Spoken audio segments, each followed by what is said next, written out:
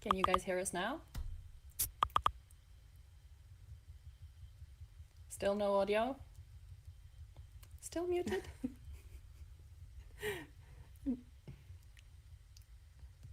Mustafa, can you write that we know?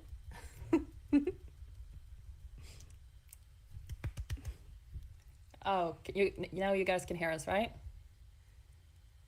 Yeah, it seems like people can hear us. Yay! Yay! Hi. Nice. Welcome, everyone. Super cool to see so many of you in the chat. Hi, Yeah. Jenny. Hi, Fania. Ah. Good. So let's see. We are 2 minutes past. People are here already. So I guess we should start. Yeah, we can start. We can. So, welcome everyone. We're so happy to see you, and we're so happy to have all of you here. Mm-hmm. This is the second year of our security conference in Visma. It's called SecCon. We are very thrilled and excited about today. We have been waiting for this for such a long time and planned this for months. Mm. So to start off with, to introduce myself, my name is Isabel Kirog-Arkvik. I am Head of Security Awareness and Training in Visma. I will be your host today, together with my colleague Helle Hobbelhagen. She will very soon introduce herself. So to start off with, a few words about Visma. Visma is a leading provider of core business software for a more efficient and resilient society. We simplify the work of companies and organizations of all sizes, empowering people and helping businesses grow and thrive.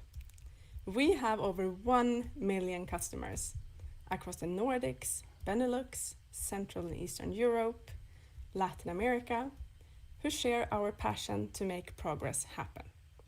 I am very proud to be part of this company. And so am I. Yes. Visma prioritizes security at a top level. Visma obtains security in every product, service, application, our infrastructure, in all locations where we exist, and even as importantly, Visma requires all people that work in Visma to have the mindset of security all the time. And that is very, very important, because cybersecurity is a shared responsibility, and we all have to contribute to that. All of us make importance there. This is why we have created this conference, Visma SecCon, and made it open for everyone to join. And we hope that you will see that the field of security is just as important as we think it is. So today we're going to see 5 amazing talks all around a subject that is very relevant right now, and that is security for developers. Last year we had staying secure in the pandemic. So why did we choose this topic? Well, software runs the world today.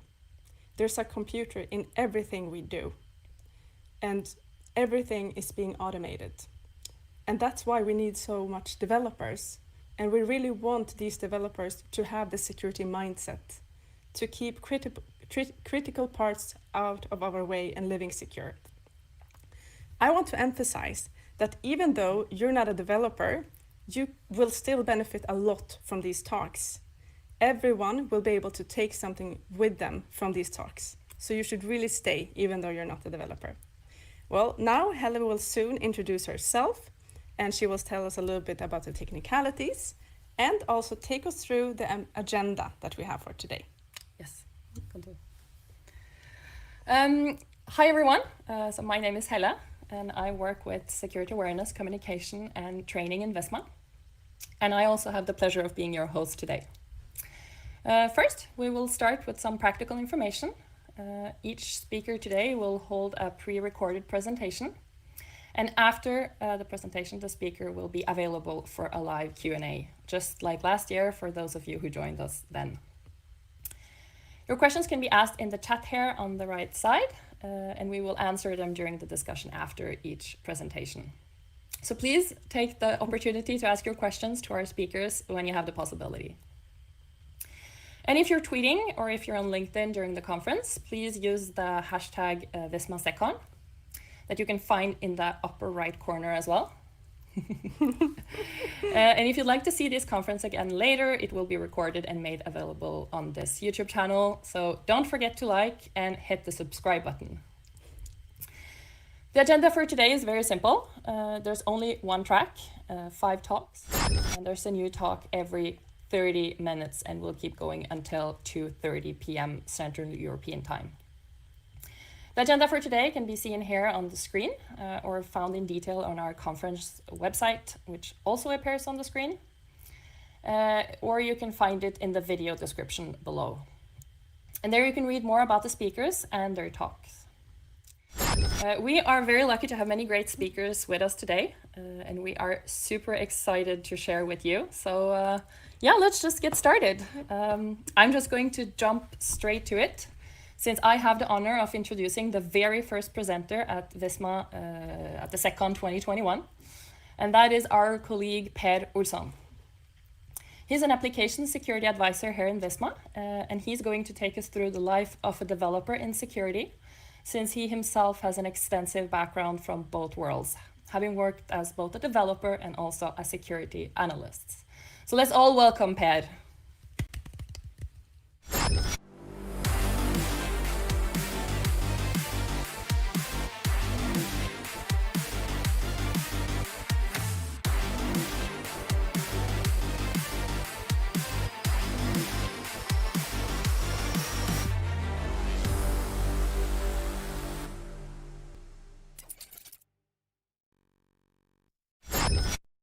Thank you for the introduction, Helle. Yes, so my name is Per Olsson, and I work here in Visma security team as a security advisor, which means that I assist our development teams with the security tools, support of the security tools, and how to configure them, for example, to give most value. But I also answer on security questions in general, but also GDPR questions and things like that. And I also do some training and awareness. But before that, I even had an even more technical or hands-on role here in the security team as a security engineer. And I was even writing code. Now we do have a dedicated team, a dedicated development team here in the security team doing that.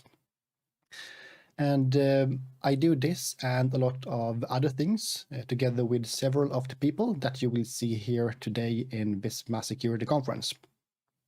We do have a mix of both internal and external speakers for you today. But I'm actually here today to tell you a little story, which is actually my own story and how I got into security. So even though I work here in the security team, I actually don't have any formal education or certifications in security. I am mostly self-taught, and my background is as a developer. But I would say that security has always been there. And during my career, I've also found and reported security holes to companies through their responsible disclosure programs and bug bounty programs as well. But yeah, I would say that security has always been there, and it was probably the number one reason why I started to work as a programmer many years ago.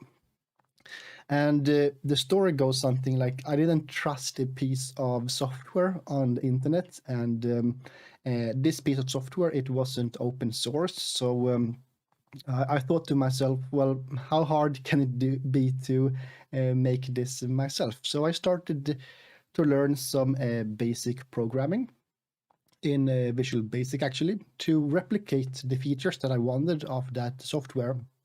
And then later along the line, I moved on to some other programming languages as well, and I did front end and back end and databases and so on. But I was still very young at this point, and then I thought, well, this is pretty fun and something I could actually see myself working with and have a future in. So I started my formal education in tech and IT, and I also did a IT-related university degree as well, to then start to work as a developer for many years, mainly focus on back-end and front-end development.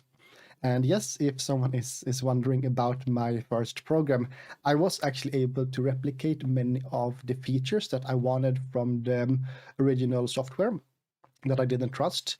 And in some cases, I was even able to add some extra features that the original program didn't have. And the reason why I'm telling you this story is that many of you are probably developers as well. Or maybe you're not, but you want to work in security. And that's why I'm sharing my life experience here. So, having some kind of hands on experience and education in IT, I would say is actually very beneficial, and you'll probably have a better understanding of how things work this way than if you, for example, would only have a security education or some security certifications, but no real life experiences. Of course, you don't have to have a developer background. Other things like working in infrastructure or networking or hardware, or even things that we don't take for granted when it comes to security, like communication or awareness or compliance and legal things. Those are also very good entry points into security. Remember that security is a very wide field, so regardless of your background, it's very likely that you will find something that you like in the security field anyway.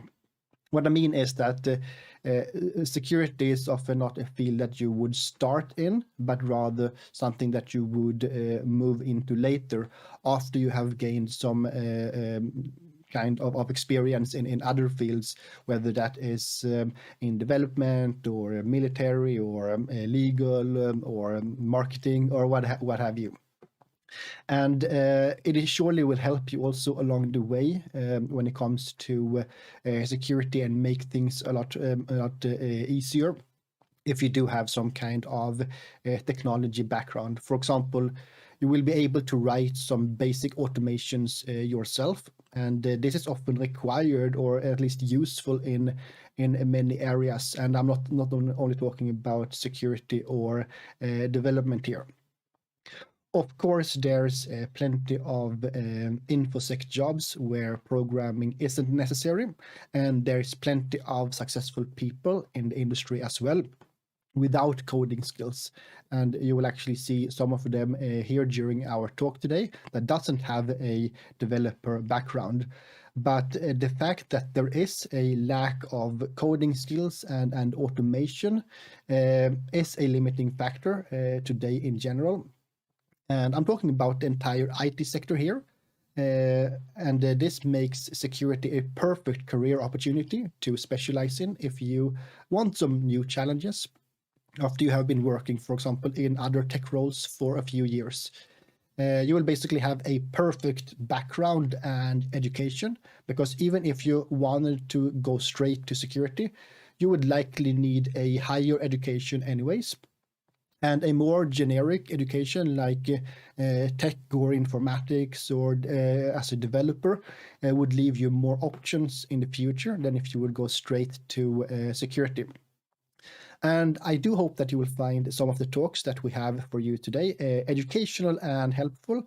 For example, how you can build a security mindset, or how you can make your current code that you write more secure by automation, or how you can or how you can find things to report when it comes to bug bounty or responsible disclosure programs.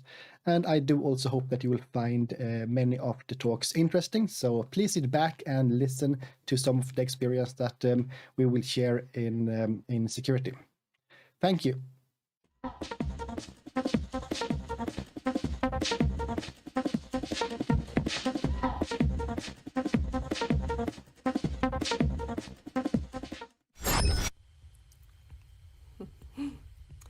Thank you so much, Per, for sharing your story with us. It was really interesting. I am now happy to introduce our next speaker, and that is our keynote speaker. His name is Sami Layo. Sami Layo is one of the world's leading professionals in the Windows OS and teaching. Sami has been working with security since 1996 and teaching as well. Sami was chosen as one of the top 100 influencers in IT in Finland. He's the 11th followed person in Finland in his field. His talk is called How to Build Better and More Secure Software for Windows. Welcome, Sami.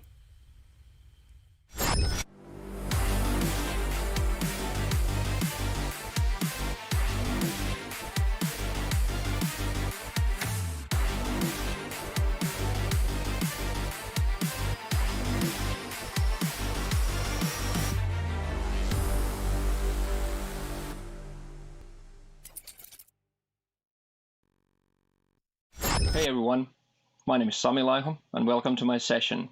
This session is called How to Build Better Software for Windows. I am a Microsoft MVP for the past 11 years on the core operating system, and nowadays I travel around the world teaching troubleshooting and security. And I have been an operating system specialist for more than half of my life, and I used to always complain that devs don't know how to please enterprise customers. Devs are writing code that is hard to handle, hard to manage, and hard to keep secure. Now, at some point I decided that I'm going to stop complaining, and I decided that maybe I should just start to actually go and speak at the dev conferences instead of just complaining from behind the scenes. I have been doing this for quite a long time, and I have quite a strong background on operating system stuff. I'm not a dev, but I'm here to present to you the IT pros wish list. Also the 10 deadly sins of app design, as I call them. I love showing this deck, and just to prove that I have some background on the operating systems, when I was speaking at Ignite, Microsoft made me use a PowerPoint template, and the template had a line, and the line said, please fill in all your certificates. Well, I put all my certificates on the floor, and I started thinking, how am I going to put all this on one line? But I came up with a great idea. So I actually weighed them. I have 1.2 kilos of certificates. That fits on one line, just perfect. Now, about the way of reaching me the easiest, I'm most active on Twitter. I have a few blogs, but mostly you can find me on Twitter. So please follow me at Sami Laiho. I will have some more links for you at the end of the session if you want to follow along with my video on demand stuff. So, 10 deadly sins of app design. First of all, there is a book for this. It's technically not a book, but it's kind of a manual, it's kind of a document. It's on the Microsoft website. Here's a link for you to a document that tells you how to build correct Windows desktop applications. It's a very short list, and I always say that if devs would read this, it's like 4 pages to read. If devs would read this, we would have no problems with security, and we would have applications that enterprise admins simply love. So go and read that. Some of the stuff from here, some of the stuff from my own experience during the next 15 minutes or so. So, enjoy the ride. First of all, number 1, wrong use of file system. There is a very old rule in code development, which is that you should not collocate binary and data. Windows has different locations for binary, different locations for data. Because when we have log files, for example, users generally need to be able to write to the log files, but the users are not allowed to write on top of the binaries, of course. This has gotten a little bit more difficult since Windows Vista, and I get a lot of questions of where should that application data then actually be located, where should we put that log data. One thing that changed heavily with Windows Vista was that Microsoft introduced mandatory integrity control. It's a new security control on top of the privilege control and the permissions control. And normally when you have a process that tries to write to a resource, it has to go through share permissions, it has to go through NTFS permissions, and now it also needs to go through what's known as mandatory integrity control. These integrity levels were introduced to give you the possibility of saying that certain code is less or more dangerous and certain resources on your hard disk are more or less critical. So the process is, if you think about an admin running Internet Explorer or Edge or Chrome or Firefox or whatever, Outlook, Adobe Reader, running that as admin is way more dangerous than just running Notepad as admin. But before Vista, there was no way of saying that a certain application would be more dangerous than another. So this was introduced in Vista. And now processes can have an integrity level. 4 of them that we can manage from the user interface, a little bit more actually, if you do it from the code. So we have things that are running as system, high, medium, and low.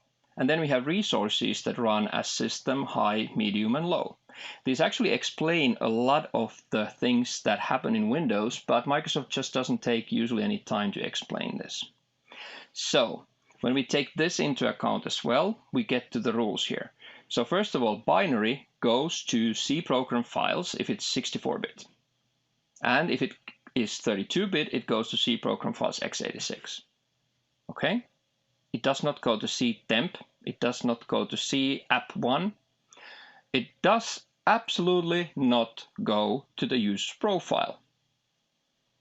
Putting binary into the user's profile gives developers an easy way of installing stuff without admin rights, but that's against every rule in the book when it comes to enterprise management. Then the data, it goes to all users, meaning if it's all users shared data, then it goes to C program data. And if it is a user-specific data, then it goes to the user's profile under app data. And there you have a few options, okay? Roaming, if that data needs to roam with a roaming profile. Local or local low, if it will not roam with the roaming profile. And the separation between local and local low is based on the integrity levels. So low integrity stuff goes into app data local low, like your browser temporary internet files. That's like the biggest garbage bin of Windows, okay? So that's also the reason why you have local and local low, it's the integrity levels. If you've ever tried dragging and dropping files into command prompt, you've seen that that used to work well before Vista and now it doesn't work as well. Well, you can actually drag things from your Explorer to a non-elevated command prompt because they're on the same integrity level. But if you try to drag from an Explorer, which is medium, to your elevated admin prompt, which is high integrity, that will not work. So that does apply writing from a process to another as well. And as I said, it explains a lot of things of how Windows works. Now, second one is the wrong use of registry. The registry has different locations for different kinds of data. So computer-wide stuff goes to HKey local machine software. User-specific goes to HKey current user software. You do not put stuff in the HKey local machine system unless it is something that is required for your Windows to boot. So the rule goes, HKey local machine software for only things that are not required for your computer to boot, and HKey local machine system for things that are required for your computer to boot. Wrong use of services. Local service, network service, system. We have 3 different service accounts that you can use. System belongs to the local administrators group, is the real root account of Windows, not administrator like most believe. And when it talks outside of the box, it uses the computer account. Then we have network service, locally only belongs to the limited users, but talks outside with the same computer account. And then we have the local service that locally is just a limited user and uses a null connection, null session when talking outside of the computer. So we have like one that is powerful locally, powerful network, one that is weak locally, powerful network, one that is weak locally, weak network.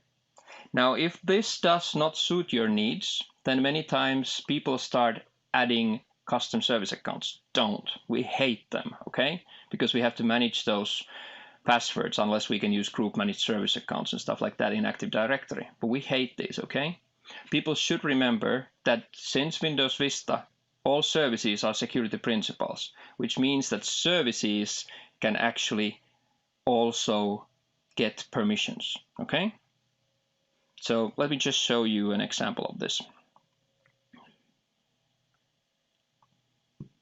Here's my class I'm just teaching here, and I'm just gonna choose properties from here, security, edit, add, and now NT service / spooler, for example.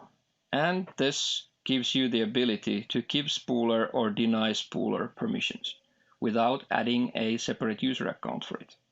You need to use the real name of the service, but it will be the same on every machine. So it's actually calculated from the name. It's not a computer-specific set. This allows us to be more granular and also avoid those service accounts.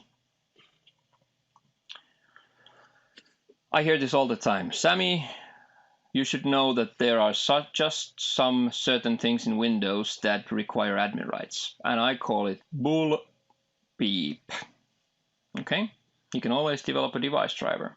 I know it's more tedious because you can't do it on .NET the same way because it's kernel mode code and you need to dig into C++ or C.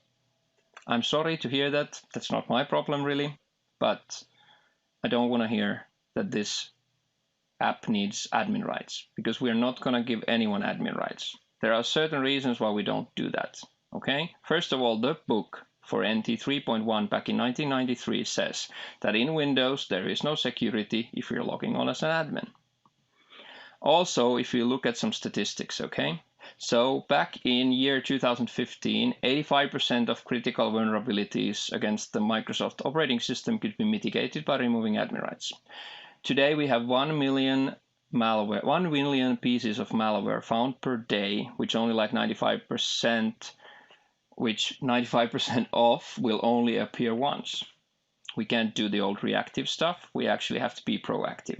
We got now, last year, more than 100 vulnerabilities per month. We are going nearer and nearer that same thing with patching that we did with antivirus originally. So we have to be proactive. We have to block these proactively instead of patching everything, okay? Well, 2020, only 56% of all these vulnerabilities would not work if you were not an admin. But even more important than that, 90% of critical vulnerabilities in IE, well, IE is kind of like deprecated, so we should not talk about that. But 85% of the new Microsoft Edge with the Chromium engine, 85% of critical vulnerabilities would be mitigated, and even cooler, 100% of all critical vulnerabilities in Microsoft Outlook. 95% of all malicious content comes through email or through the browser.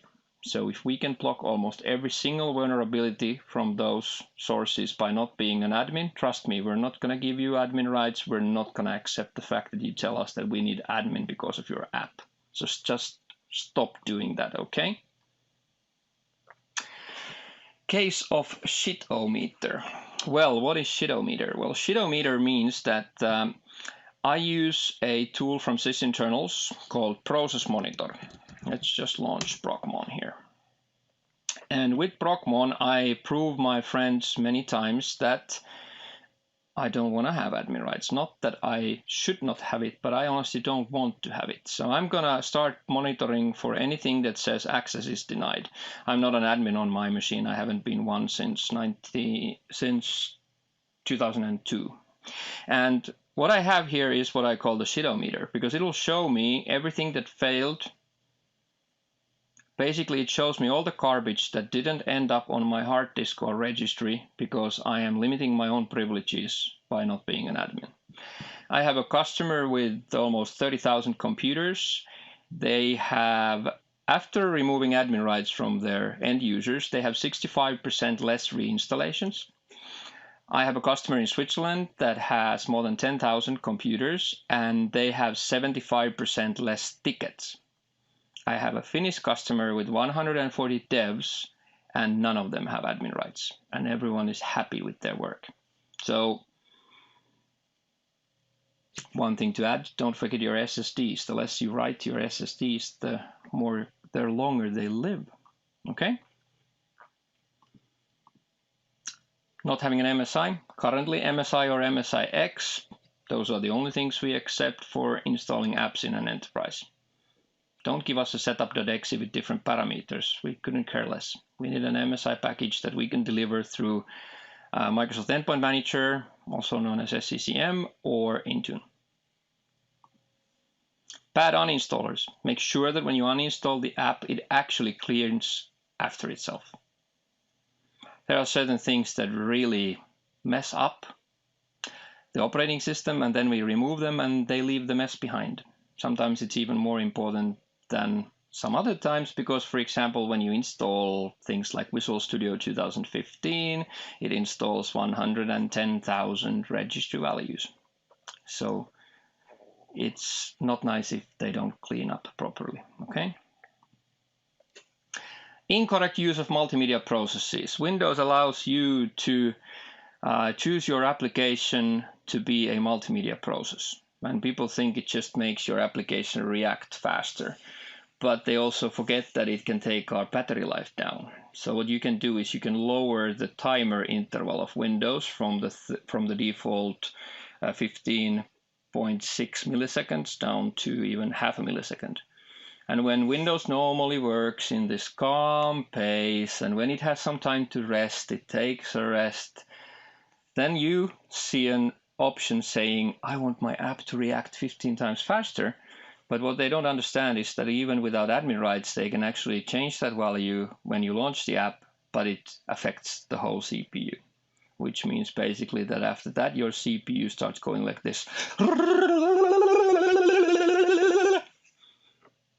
which ends up using more energy, less time to relax, shorter battery time. So if you don't need that option, I get it when you have 60 frames per second video showing and you're using Excel next to it and your CPU needs to change between these two all the time. I get it. You don't want that video to look poor.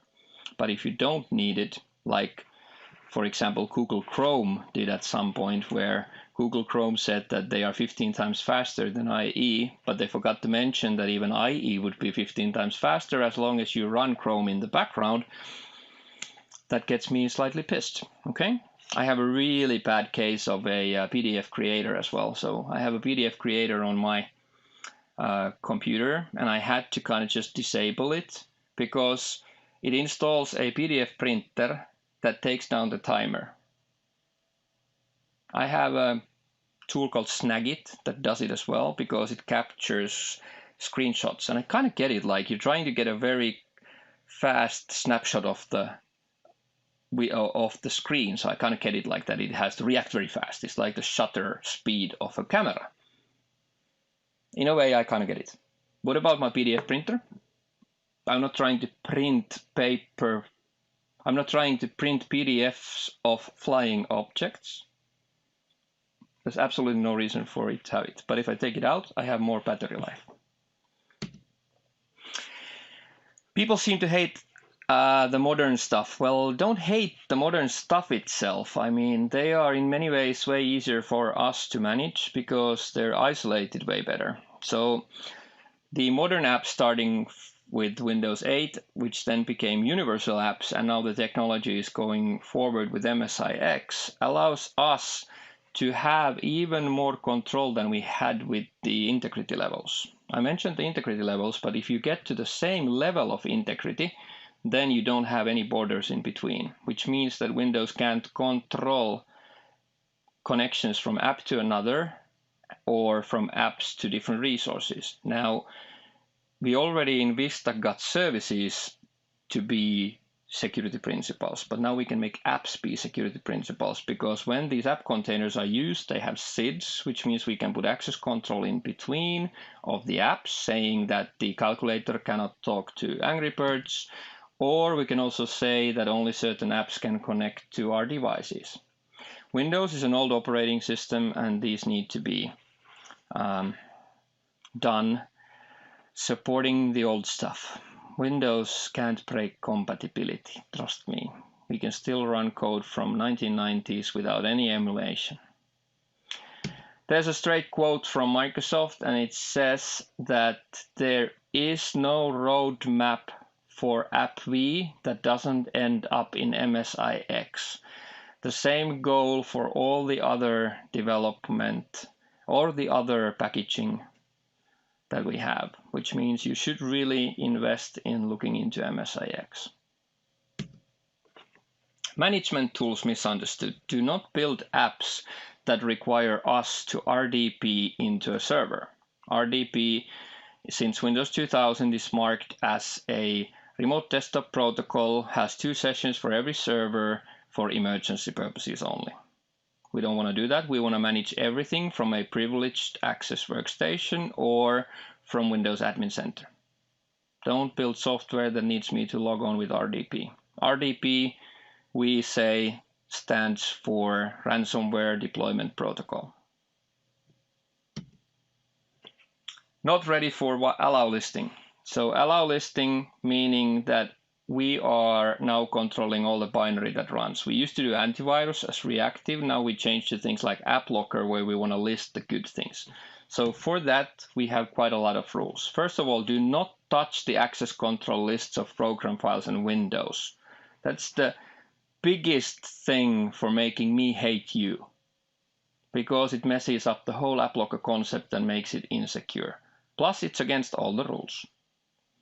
Don't install in the root of C. Don't install in C users, C program data, or something you created yourself.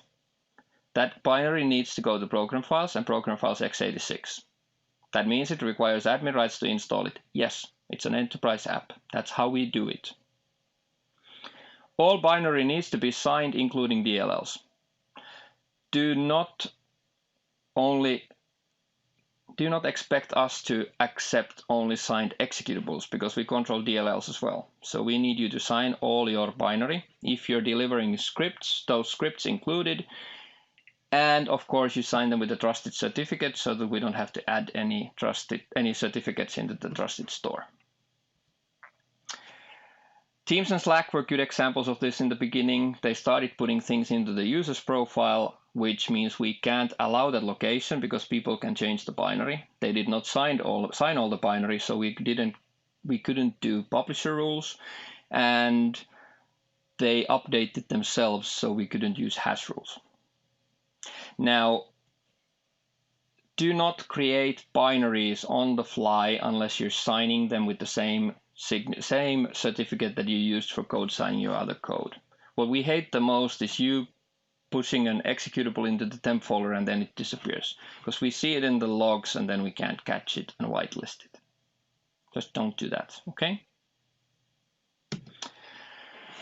TeamViewer did this, so that's not just that small players would do this. Intel did this originally. We catch them one by one, and we try to convince them to fix those issues. TeamViewer has fixed it now so that they put the log files in the program files, but they put an access control list entry on it saying deny execute. It fixes that issue, that one issue, but it's still against all the rules, okay?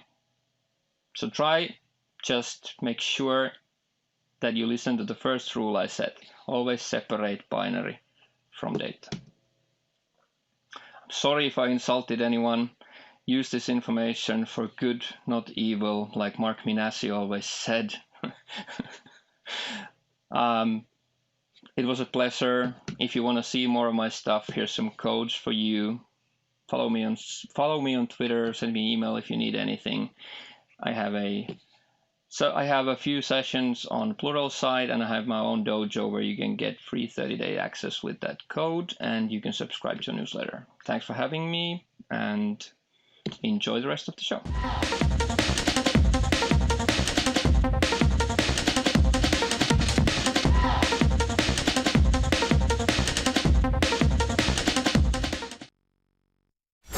Oh. Hello. Okay, so thank you very much, Sami, for a very good talk. We will now welcome Sami live, and he's here. We can see him. Yeah. And hopefully you in the audience have some questions for him. I have also seen in the chat that you have been putting questions there, which is super good. So now my two colleagues, Joona Hoikala, he works as a red team manager here in Visma, and also Joachim Taurén, he's head of security testing in Visma. They will have a very nice chat with Sami, and together with you, pose some questions to him. So please, again, I'm reminding you, ask your questions in the chat here to the right. And you need to be signed into YouTube to be able to ask your questions. But shoot, go ahead. Yeah. First of all, Sami, thank you so much for a great talk. And as the head of security testing, I would really like to tell everyone that if you're using admin accounts and system accounts, please continue to do so. Because we need it and we like it. So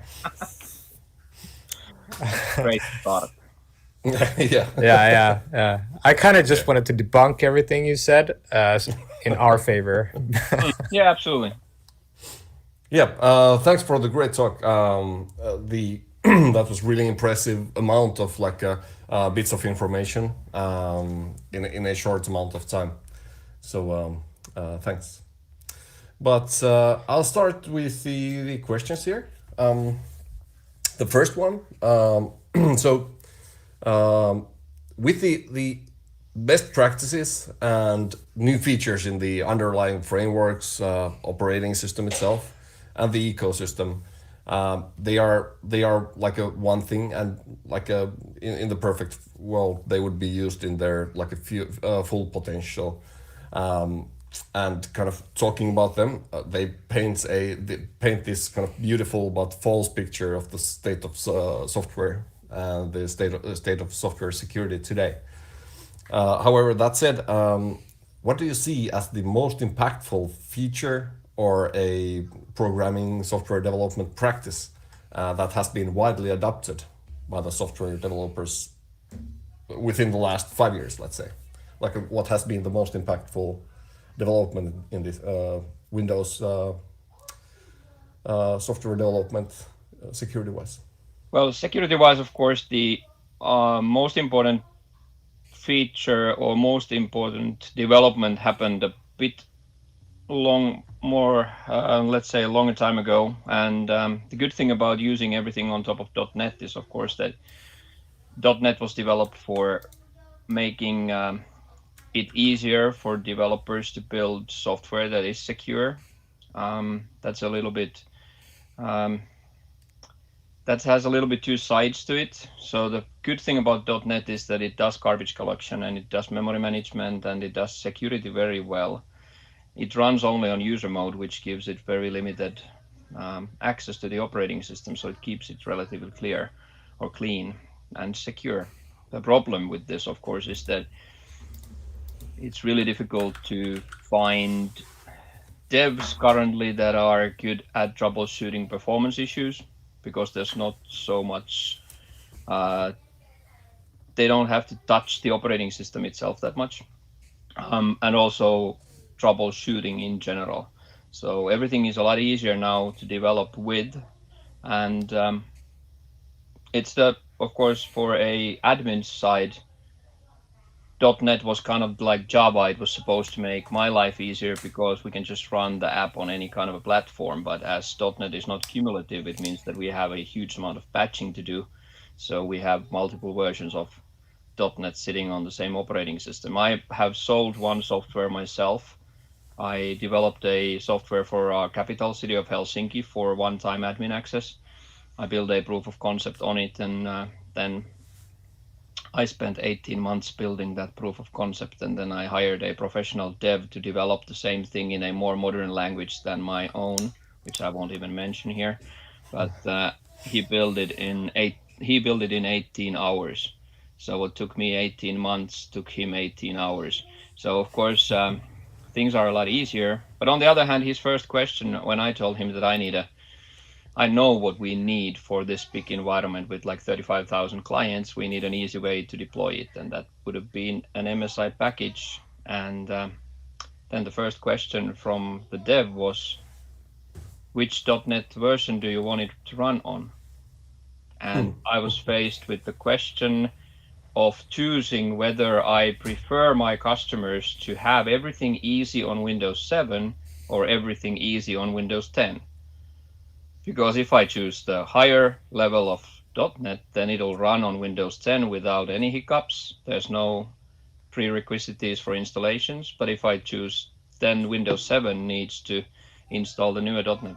And if I choose the older one, Windows 7 customers, which we had more at that time, then Windows 7 would be easy to install on, but then Windows 10 would suffer. So it's kind of, it has both good and bad sides to it. But in general, I would say moving everything from kernel mode to user mode. Same for driver development. Now printer drivers and graphics drivers are running in user mode, which means that you can just crash your graphics adapter without crashing Windows, which used to be up to Windows XP. Everything would just instantly crash into a blue screen if you had anything. So Like your shirt. yes, exactly. Yeah. Okay, thanks. We have a couple of questions from the chat. The first one being, what are your thoughts about the Windows subsystem on Linux, and how soon and soon to come to Windows 11, Android as well, and this topic of putting things in the right place? Well, this one I could talk about for an hour easily. First of all, we have to remember that NT 3.1 back in 1993 had a subsystem for Unix which could run more than 2,000 native Unix binaries out of the box. So the hassle on having Linux subsystem for Windows is, I find it very amusing because we've had it for almost 3 decades now, although it was Unix based and not Linux based. But in that sense, it maybe has had a little bit too much of space on the news, if you ask me. There are huge issues when it comes to security. One is that Windows firewall rules don't apply to the subsystem for Linux at all, which means that we can, as IT admins, try to protect the computer as much as we can, and then we have the firewall blocked. We're in the zero trust world where no networks are trusted, not even the internal networks, and suddenly we have like a black box with a huge hole open straight to the operating system with no protections in it. So, or even, of course, worse, they're using very high privileges inside of that box. So it's a very, very big thing for us to try to keep it secure. I have most of my friends that are devs that actually like it a lot.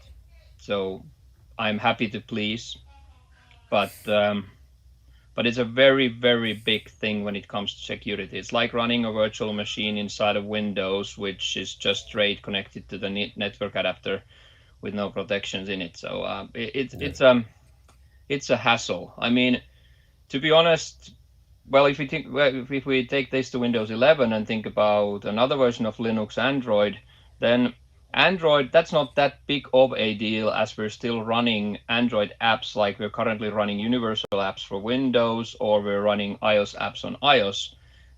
They're, like Mikko Hyppönen always says, there's only one operating system from Microsoft which is secure, which is the Xbox. But the mobile platforms are very safe. I'm really sorry to say this, but I'm like, as all us here, I'm a Finn, which means I'm from the Nokia land. And I was actually speaking at a Microsoft Certified Trainer Summit in Morocco. And I had this guy coming to me, and he said that he had a huge Samsung phone, and he came to me and said, Sammy, I just wanted to show you, my new Nokia is a Samsung Galaxy. I was like, what? my new Nokia is a Samsung Galaxy. And I didn't understand that the word for a mobile phone in Morocco was Nokia. So they use it as a general word for that. So I, of course, would be a Nokia man if I could. Now, some few years before Microsoft ditched Windows Mobile, I traveled so much that I had to get my stuff working. I couldn't even get through Seattle immigration, because you're going to Seattle Tacoma Airport, which is 50% of the people are going to Microsoft, yet there's a banner up there which says, to speed up your immigration, please download the official immigration app available on Android and iOS, which means like you didn't have things for Windows, so I had to change. Now I have to have an Apple here. I don't like it. I'd like to have an Android because I'm from the Linux land. So I want to have Android, but I can't because Android has so many malware per day found through the store that my colleagues will laugh me off the stage if I'm standing there with the Android, okay? So I can't take the chance that you are now going to take a screenshot of this and someone will post it on Twitter where the Mr. Security Vice person Sami Laiho is standing with an Android phone. I can't take that chance. So Android of course has its issues, but it's very safe compared to a workstation operating system. But putting Linux completely on a Windows platform, that is seriously cool and disturbing. We have that's a another perfect answer. Yeah, we have another question, which I think is good because some of the audience should be, at least, hopefully, developers. And this was about attaching to a process. So how can we attach to a process in order to debug without admin rights? You can't. You need the debug privilege for that. Now, the issue here is I don't have a single customer that would have happy devs that don't have admin rights. What they don't have is the group membership for the administrators group. We use token manipulation software, privileged access management like Beyond Trust or PolicyPack or some old absence stuff or CyberArk, and we can manipulate your tokens so that when you open your Visual Studio, it opens with admin rights. But whenever you open your threat vectors like Adobe Reader, Outlook, IE, Edge, Chrome, Firefox, those will open up as a limited user. So we're not going to prevent devs from doing their work, which is debugging, which is a privilege that is only for admins, but we can make sure that you only get those to the processes and tasks that you need them for. Yep. Nice. Another question about the antivirus. What are your thoughts about third-party antivirus versus the Windows Defender that comes like a built-in to Windows today? Sorry for all my friends at F-Secure. I knew this. I'm Yeah, totally please go fine. ahead. Yep, I'm totally fine with Windows Defender. yeah. So I've been running only Windows Defender in my environments for the past about 5 years now. So I will put my money on F-Secures and Symantec and whoever is selling me that cool stuff. That's the cloud side and artificial intelligence, more heuristical view of catching threats. I'll put my money there. But the standard antivirus itself, there's 1 million pieces of malware found per day, which 95% only appear once. So there's the old fingerprinting stuff is just gone. So I've been running whitelisting or allow listing since 2001 on my machines. So allow listing plus whatever antivirus you have. I will never say that you shouldn't run antivirus. It's really nice. If your neighbor gets a virus, you won't. I mean, that's cool. That's nice. It's an extra protection, but it just can't be a primary protection anymore. Yeah. We also had a question here about one person asked, can they borrow you for a week or a month? So I guess if we post your Twitter in the chat again, I'll do that for you. Yeah, please do. That's free promotion for me. I'm a man for hire, absolutely. I was actually just doing a job in the next city next to us, Vantaa, where a company had already taken away admin rights from everyone, and they just hired me because they wanted me to go on stage and tell everyone that it was my idea. That's good. Like, yeah. So I'm just a scapegoat for money. Yeah. There was also one question about the link. Let's see.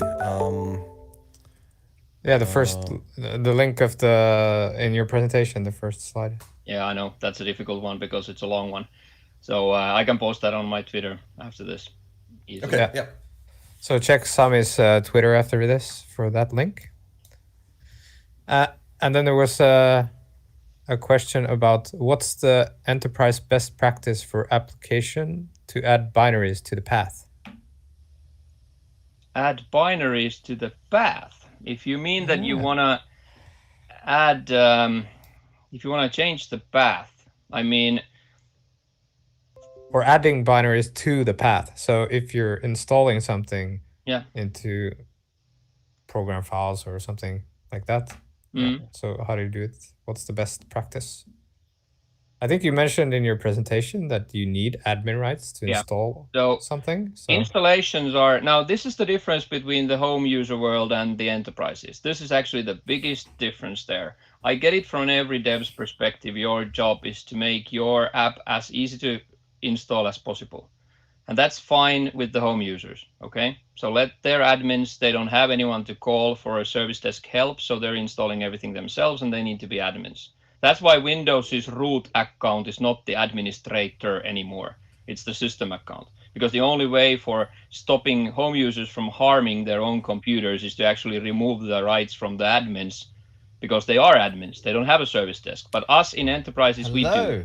Which means that we will install the packages through SCCM or MEM nowadays, or Intune, Altiris, whatever you choose. So we're going to install those with the system rights, and they will go smoothly to the program files. You don't have to worry about that. We'll take care of that.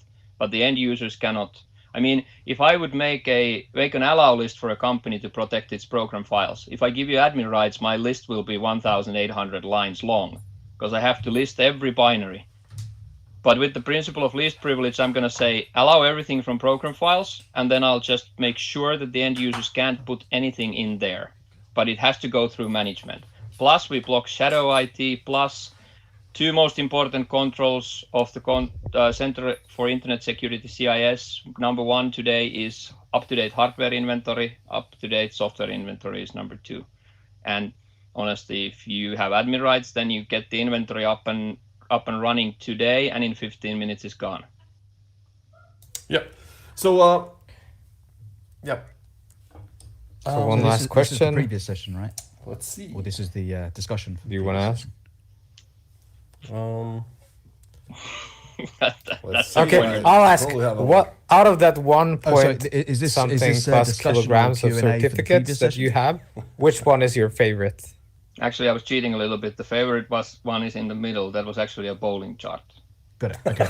And so is my session going to be? Yeah, that's the perfect. But that's 240 points. Come on. I mean, like out of 300. Great. Okay. That's insane. Is there? Do I interact? But I'm anywhere, honestly, or, I was working I just as a watch classroom trainer, be brought Microsoft in certified afterwards? trainer or have been working for about 20 years. perfect. So at one point, of course, my only job was to get certified all the time about anything, because you couldn't teach any class without being certified in a certain topic. And I was teaching 42 different classes. I mean, 42 different topics. Nowadays, I have 3 classes now that I'm independent, so I can more focus on what I actually want to teach rather than just teaching everything about Microsoft. Yeah. That's great. Thank you so much, Sami. And just one final note for me. Perfect. Please keep your admin rights and your system. Presumably, I'll be on a stage or something. Is my audio okay now? It is perfect. Thank you. Having me. Thank you. Thanks.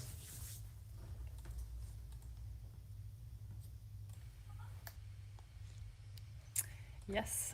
Well, thanks a lot, guys. That was a super interesting conversation. The next speaker is Simon Maple. And Simon is the field CTO at SNIC, which is a developer security platform focusing on making it easy for teams to find, prioritize, and fix security vulnerabilities in everything from code, dependencies, back in the green room, and infrastructure. I guess. Thanks so much, Simon. He's also a developer advocate. We have Simon here. Title of Java Champion. He presents at major conferences around the world, and today here with us, he's going to talk about how the ever-growing adoption of open source software is creating security concerns. So let's all welcome him.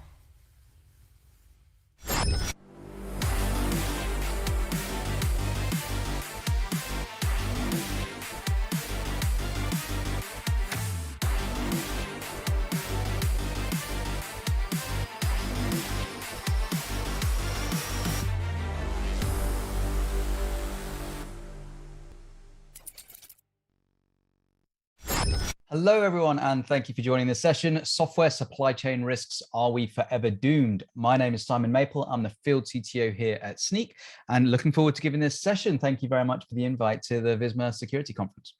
So a little bit about myself first. I've been in the engineering space for over the last 2 decades.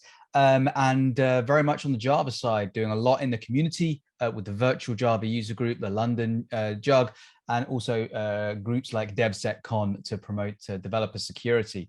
If you're interested in reaching out, my contact details are there on the left. So let's jump in. And if you're here today, it means you care about software, like all of us, I think, and you care about the security of your software. And you potentially, very, very likely, use open source software, and you care about the security of that open source. And today we're going to really be looking at how the open source software supply chain impacts us all.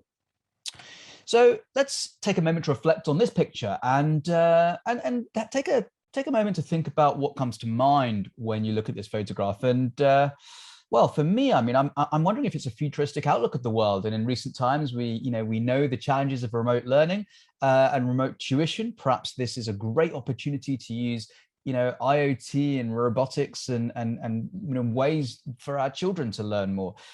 However, this could equally be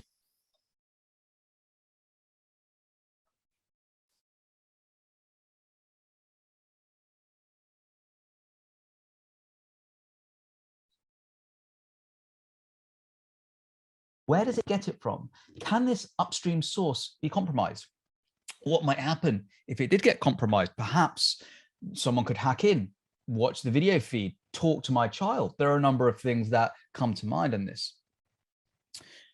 So today we want to share some real world stories, how developers play the fundamental role or a fundamental role in many of the recent and growing security incidents, why you should care about software supply chain security, and really leave you with the question of who do you trust and what do you trust? Do you trust certain maintainers? Do you trust certain packages from communities? Where does that level of trust need to stop and be thought about? So why don't we start by rewinding a little bit back in time and getting an early glimpse of how one developer perceived the risk of open source software. Back in 1984, Turing Award winner Ken Thompson wrote this short essay titled Reflections on Trusting Trust.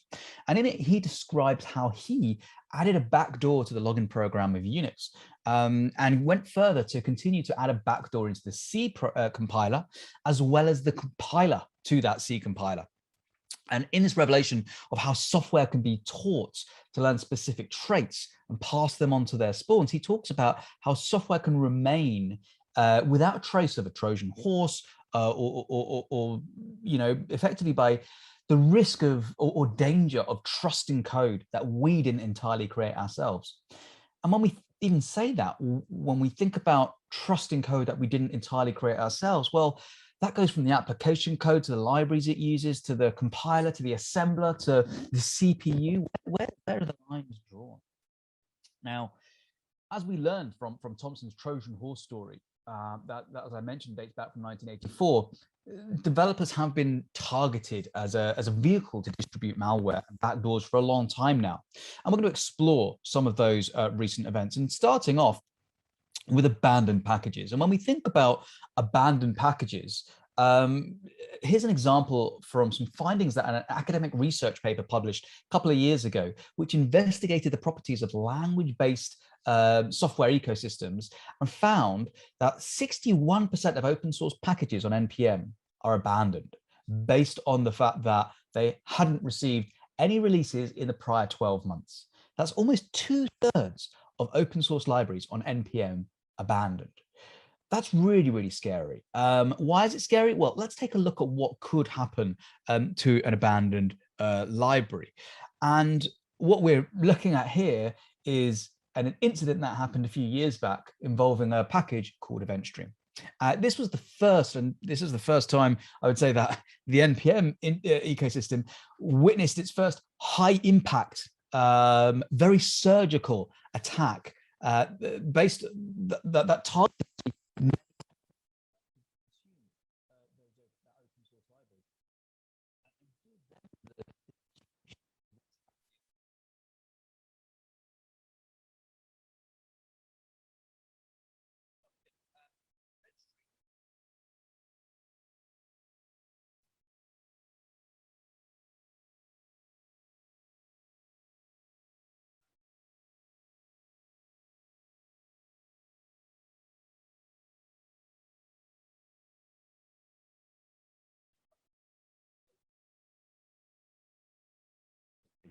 in open source.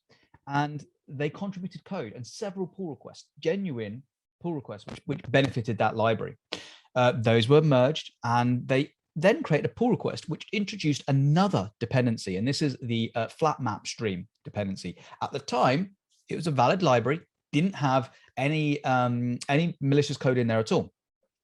Now, the event stream library would consume the latest version of flat map stream, and a few weeks later, they added a code payload into flat map stream, which injected malware into a very specific Bitcoin wallet called Copay. And in fact, this was decoded, and it was only encoded. Sorry, it was encoded, and it was only decoded when used in the environment of the Copay wallet. So this is what makes it such a surgical attack. Now, the Copay wallet used event stream, and as a result, used the transitive dependency, the flat map stream.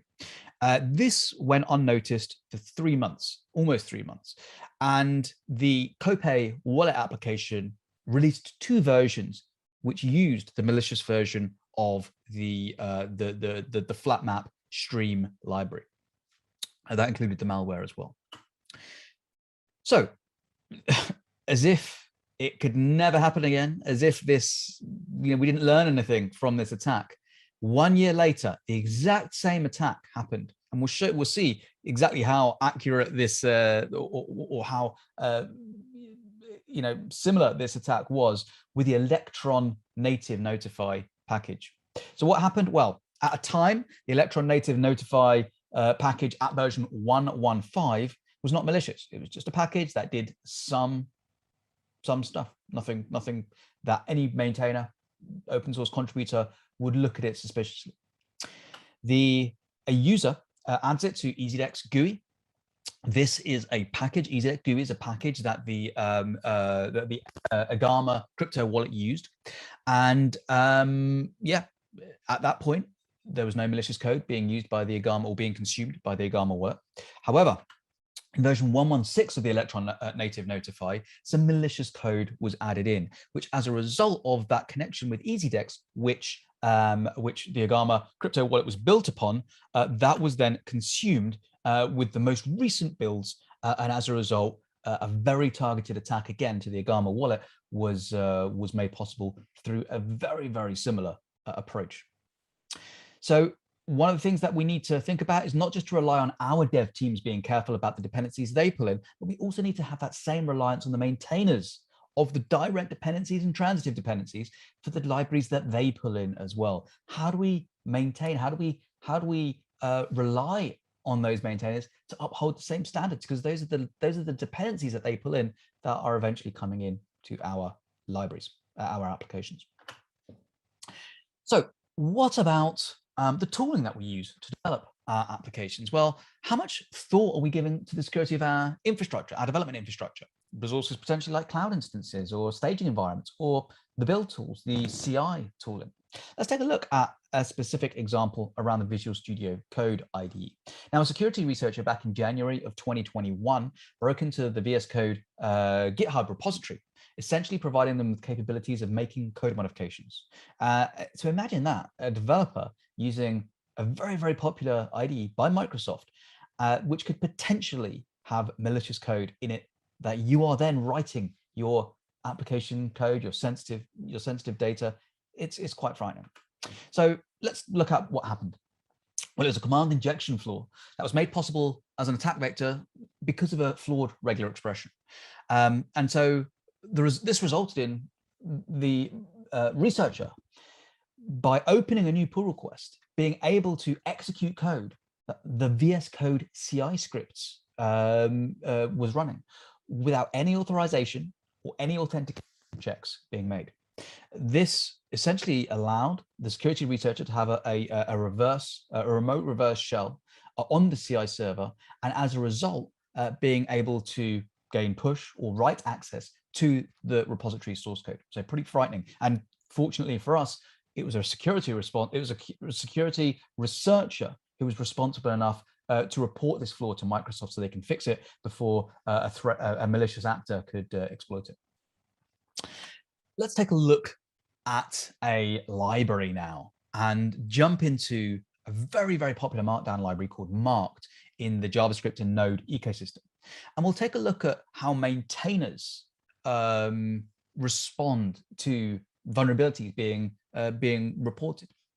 Now, this is a case study where if we were to look at the dates of when this was released, this security researcher opened a pull request, reported cross-site scripting vulnerability, included tests, proof of concept, examples, etc. And they did this in 2015, in May 2015. However, when this actually eventually got merged and released into an official release, it was 2016, over a year later, without a fix. And this is how it is. This is what we should expect from open source software. Maintainers are just trying to do their best. This isn't the maintainer's fault. This, maintainers can't be there all the time. They've got other things that they need to do. They have full-time jobs. They have other things needing their time. There's nothing legally obliging them, contractually obliging them to support you. So we need to understand what would happen if a library that we depended on had an issue that was disclosed publicly, and had that issue survived for a year without fix, what impact that could have on us, on our application. And secondly, of course, how are we being notified of a fix being available? How quick are we at then consuming that fix? What about maintainers? Let's go a little bit deeper into maintainers and think about the security hygiene on them. Because of course, we are very much reliant on the hygiene of our security hygiene of our dependencies, as well as the maintainers that look after those dependencies and packages. This is who we are putting our trust in now, not rather than what, as in a package, who are we putting our trust in? So in 2017, a security researcher working with the Node.js Foundation conducted some research to assess how weak NPM credentials were that were being used by maintainers. And the work revealed actually quite some devastating information about the lack of security hygiene. And we can see that they were able to gain publish access to 14% of NPM modules. And you can look at the list there in that second bullet: debug, MS, React. These are really popular packages that we depend on, absolutely depend on. 4 accounts from the top 20 downloaded modules. These are serious access that this researcher managed to get, and largely because the problem was rooted with insecure passwords. Well-known maintainer accounts using words like password or potentially reusing leaked passwords. This is something which is really quite dangerous, and we have to thankfully say this was research rather than something that a malicious attacker was doing. But I think it's absolutely possible for this to happen. So what can we do better? Well, if our code packages can reach thousands of millions of developers, should we have more protections in place? Well, how about two-factor authentication? In 2017, this was supported by the NPM registry, a registry that has obviously huge numbers of packages in its registry. Now, with that being available, 2 years later, only 7% of maintainers enable 2FA on their accounts. So the vast majority only using a single password, potentially weak password, to protect their write access and publish access to those packages. How about a year later? Did it change much? Well, it's still not even less than 1 in 10 are still we're using two-factor authentication a year later. So what we can really learn from this is the supply chain story, the security involved in that supply chain. It's not a story that resonates well with developers, or enough with developers for them to actually do something about it. So what about a quote here from cybersecurity expert Bruce Schneier? He said in his book, Secrets and Lies, that humans often represent the weakest link in the chain. And I think that's really, really valid. When we think about open source, one of the nice things about that is that we have many, many humans looking at that open source. It's not something which is entirely closed off that just a small group look at. And in fact, a term which has been coined by coined as Linus's law, back in 1999 by Eric Raymond in his work, The Cathedral and the Bazaar in 1999, as I mentioned. He explored the differences between software development in an open source movement versus those that were more traditionally done in enterprises previous. And he stated that given enough eyeballs, all bugs are shallow. So given enough people looking at open source code, it should be easy enough to identify bugs and fix bugs. Is that true? Well, in January 2021, it was discovered that sudo, like very, very commonly used, as I'm sure you all know, utility that was installed on Linux distributions had a security vulnerability. And that security vulnerability meant that any unprivileged user could gain root access just based on the default sudo configuration. And that's what, and the biggest pain around this, which is quite daunting about this vulnerability, is that it was hiding in plain sight for over 10 years. And that's really, really interesting in terms of the idea that many eyeballs, all bugs are shallow. Well, this bug wasn't too shallow. So we all have to admit that we're part of an open source ecosystem. And as consumers or contributors or even maintainers, we play a part in a world where the vast majority, 80–90% of our application code is open source components. The question, of course, is, have we reached a point where we take open source for granted? Open source registries are very open in their nature, and they allow developers to push packages to them as often as they want. And we've become very accustomed to opening issues in project source code repository, asking for help, asking for a feature. But what happens when there are these unbreakable truths that are broken, like open source libraries? They'll always live in that repository. Well, that didn't happen when a maintainer named Azure pulled tens of his open source packages in npm.js due to a conflict that he had. And one of them was a very, very pivotal package, as I'm sure you've all heard of, LeftPad. It resulted in very, very widespread breaking of CIs, installed processes, basically the internet. Now, at the very least, this incident showed us a couple of things. One, that the weaknesses in how businesses fail to manage their open source software, this was a real soft spot in terms of the reliance that we had on packages existing in those repositories. But how registries didn't foresee this as a problem, to handle a circumstance where someone pulls a package that the ecosystem has a reliance on, is kind of short-sighted as well.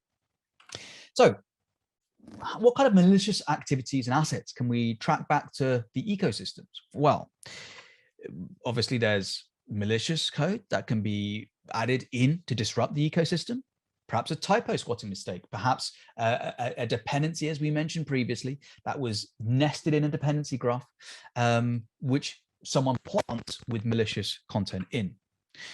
Either way, this just isn't a thing that only happens on the JavaScript ecosystem. In March earlier this year, over 3,000 malicious packages were added and published into the PyPI registry. And actually, this shows how attackers harness open source to their advantage. Alex Burson, in fact, published his research in February of 2021 that shows design flaws in package managers and registries and how they grab the actual packages. Corporations such as Apple, Microsoft, and many, many others were impacted significantly by dependency confusion. So in my remaining seconds, I'd love to leave you with the following questions. Are we going to have more or less software in our applications in future? Is that software going to be open source? And is that going to grow in our applications? And when we think about that, always think about who do you trust and what do you trust and whether you should trust them. Thank you very much for listening, and I'm happy to take questions.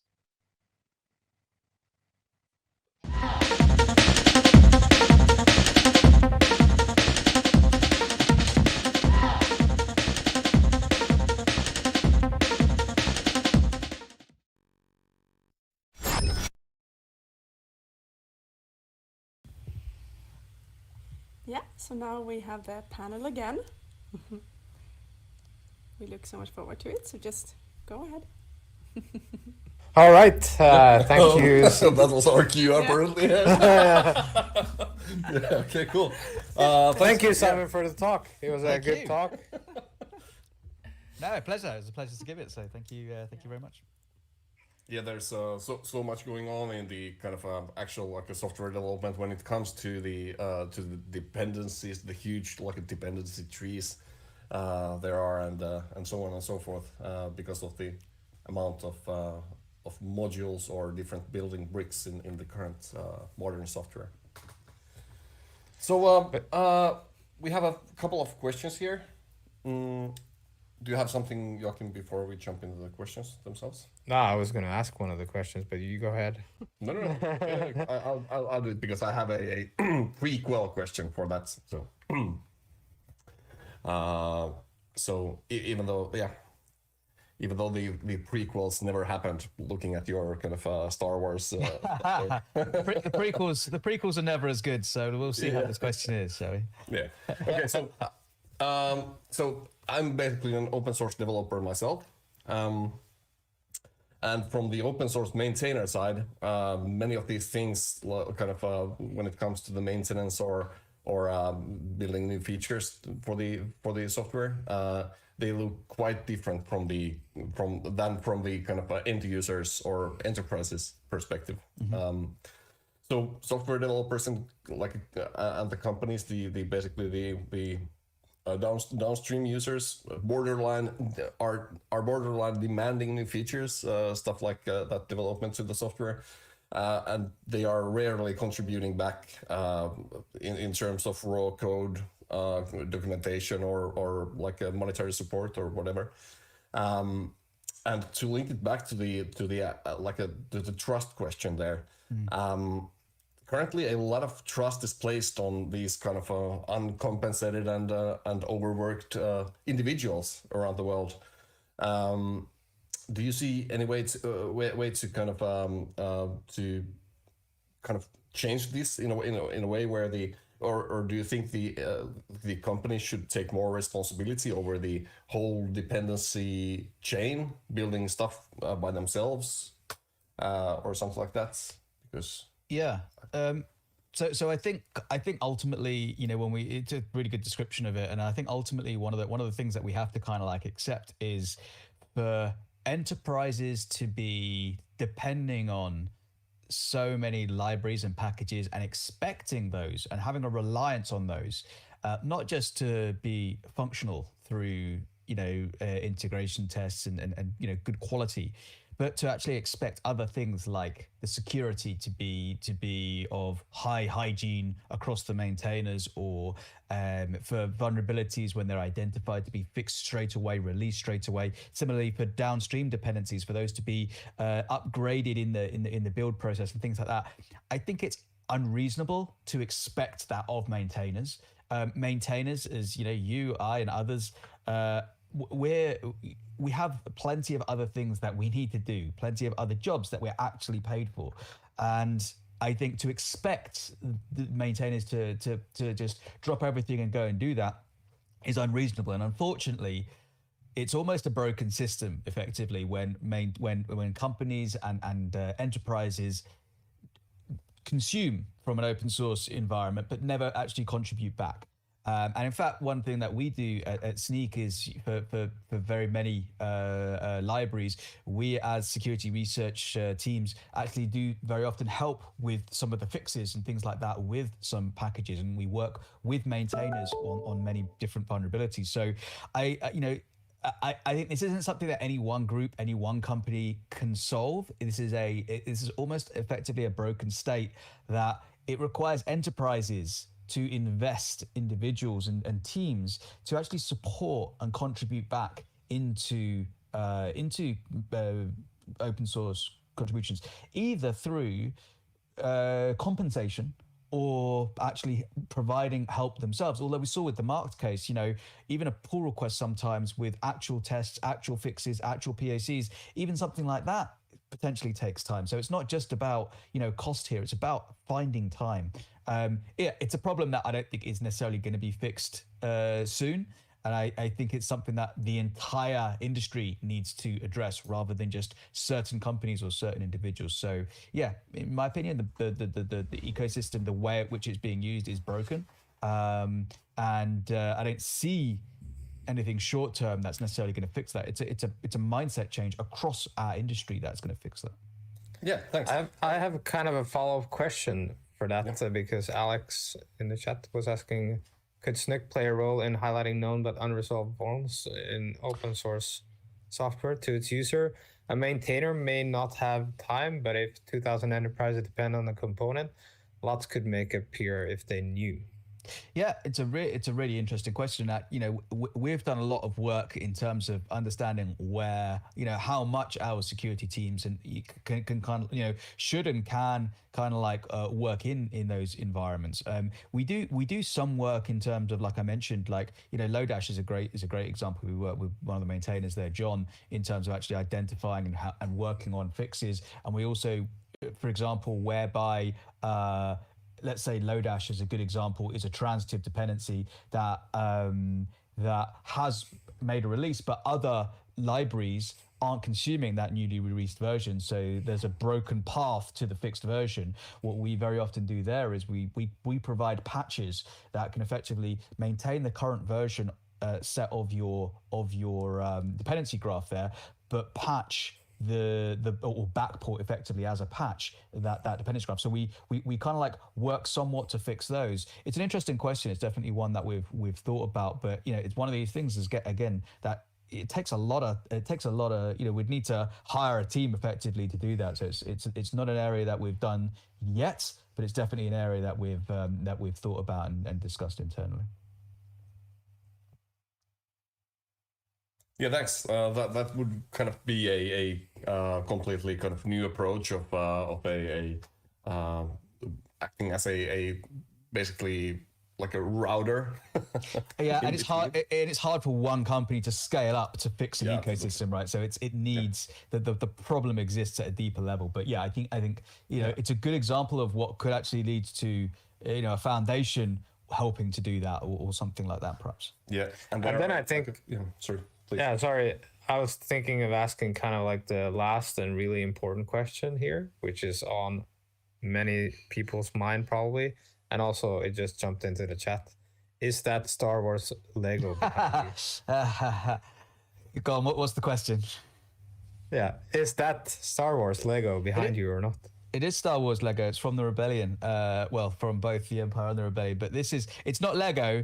It's the original. It's the original kind of like plastic toys from the early '80s, where I actually played with it as a kid, and somehow they're still working and not broken or not full of saliva. So yeah, they're. I keep them away from my kids today, telling them that it's an artifact that should be in a museum. So they've left it up until now. All right, thanks you so much for joining and for a good talk. And I guess we'll go on to the next one now then. Excellent. Thanks for the invite and pleasure to be here. Yeah, thank you so much, Simon. Thank you. Okay, so sorry for the audio issues. They should be fixed now. Per Rosen has worked a lot with them. So let's continue. The next person that we're going to see is Sean Rosner, aka Shiano. He's the creator of bugbountyhunter.com, which is a community where the goal is to help others learn about web app security and the mindset to discover vulnerabilities on bug bounty programs. Shiano is self-taught, and the mindset sharing is caring is a way of thinking that Shiano values highly. So, welcome, Shiano.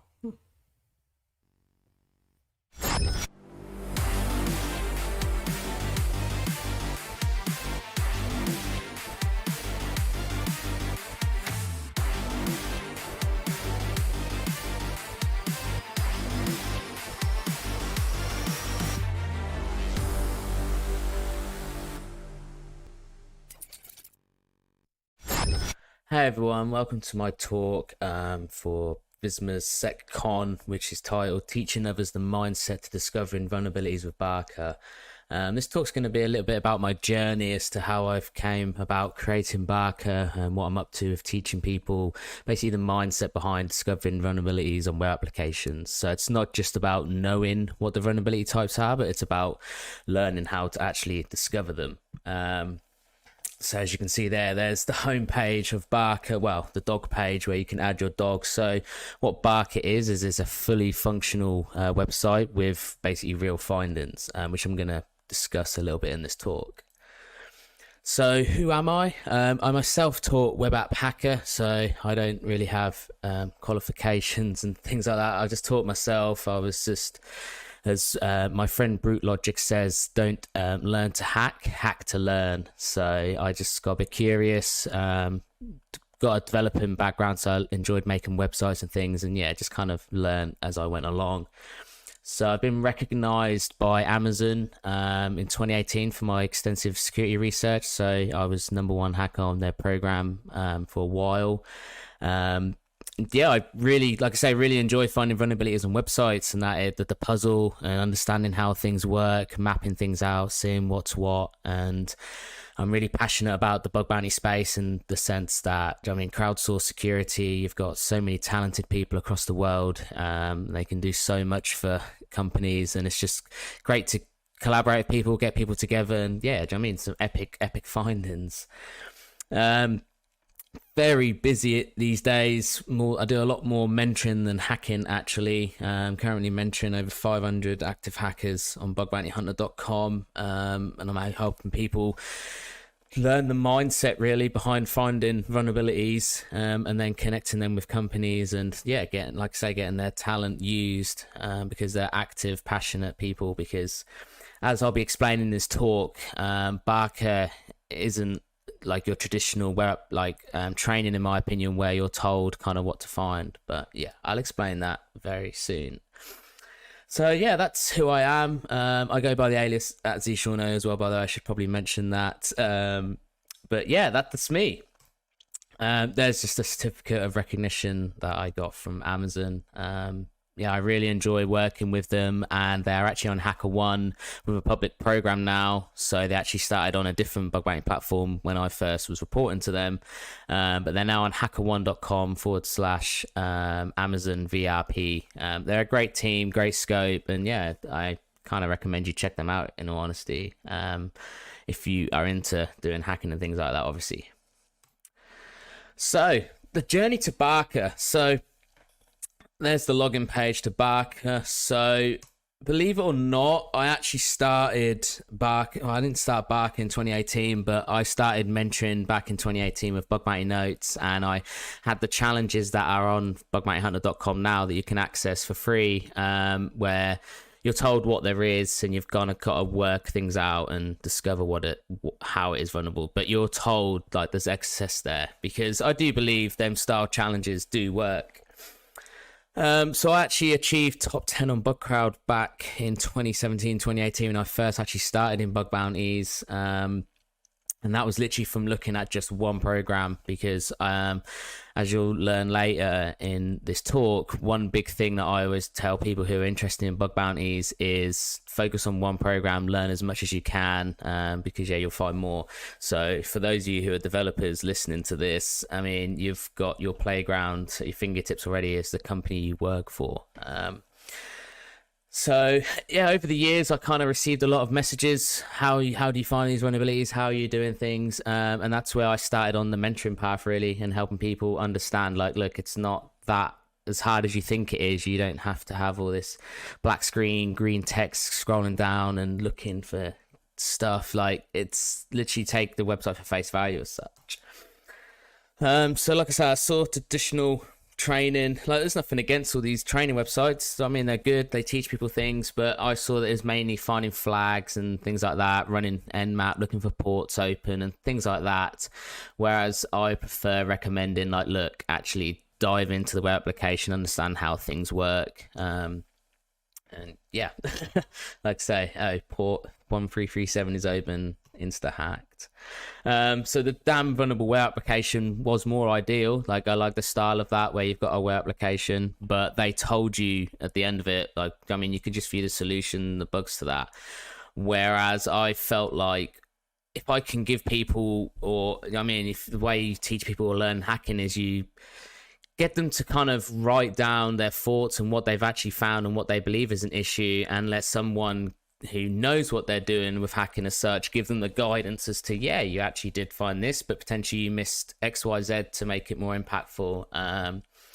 So that is how, I mean, my thought process was to Barker, and again, how I'm going to explain shortly how I came up with everything, I guess, really. So building Barker. So as you can see, there's a screenshot of the homepage. So like I say, Barker works just like a real web application. So you're not told what there is. Literally, it's like a fresh bug bounty target. You've just been invited, and here's the web application. What can you do? Can you log in? Can you register? What can you post? What happens? Is it mobile friendly and things like that? And this is all about teaching people the questions you should be asking yourself. How does this website work? What is it catering to? Do they actually have a mobile version? Yes or no? A different files used? Is it on a subdomain? Things like that. Is there a mobile app? So when building Barker, and the idea behind it is, I thought, okay, so I want to teach people, like, look, you're looking at the common websites that are out there, bug bounty programs, and you want to be able to find issues, and not only that, but developers want to be able to see common mistakes they're making and things that people are finding, basically. So I kind of sat and pondered and thought, well, I've got a lot of cool reports, XSS bypasses, chain and open redirects, some server-side request forgeries, things like that. So a lot of programs don't allow disclosure. Now, that's absolutely fine. But so basically what I did is I took the majority of the bugs that I'd found and the interesting bypasses I've used and recreated them into Barker. So I took this fully functional working web application and put all these bugs in various places based on how I found them. So for example, an XSS that was found from looking in a JavaScript file which referenced an endpoint that I hadn't ever seen, and it took a parameter and it was vulnerable. So that's kind of the idea with adding my bugs into it, and the mindset as to where I found it, because believe it or not, a few people haven't actually found that, despite finding a few other bugs that others haven't found. So it just says to me that they're not actually paying attention to what's in this JavaScript file and understanding, like, that there's an endpoint here if you grep for certain keywords and things like that. And the great thing about that is I'm not going to be annoying any companies, in the sense that, I mean, the bugs that I've found haven't been disclosed. No one knows where they've been found, but I'm able to still replicate and show my cool findings for people, and they can get that euphoric dopamine rush when it's like, cool, I actually found this, and they understand the process to find it, that as such. So there's literally no flags at all to find. They don't find a flag and then submit it somewhere. They literally have to treat it completely like a real target, and in the end, write a report for this. Now, what that comes with that is manual triage. Now, this is something I recommend companies do with internal, like, hackathon things, where they basically go hack yourself, and you can make a report, generally what on you found, and then the person that owns this code, feature, whatever, can sit down and work out, okay, is this actually vulnerable? And people get to know things because someone on the team might know certain vulnerability types and what things are vulnerable, when it might teach a fellow colleague, well, I didn't actually realize this was possible, and in the end you help yourself, you end up hacking yourself, because as I've mentioned there, mindset is key for me, and teaching people the right questions to ask.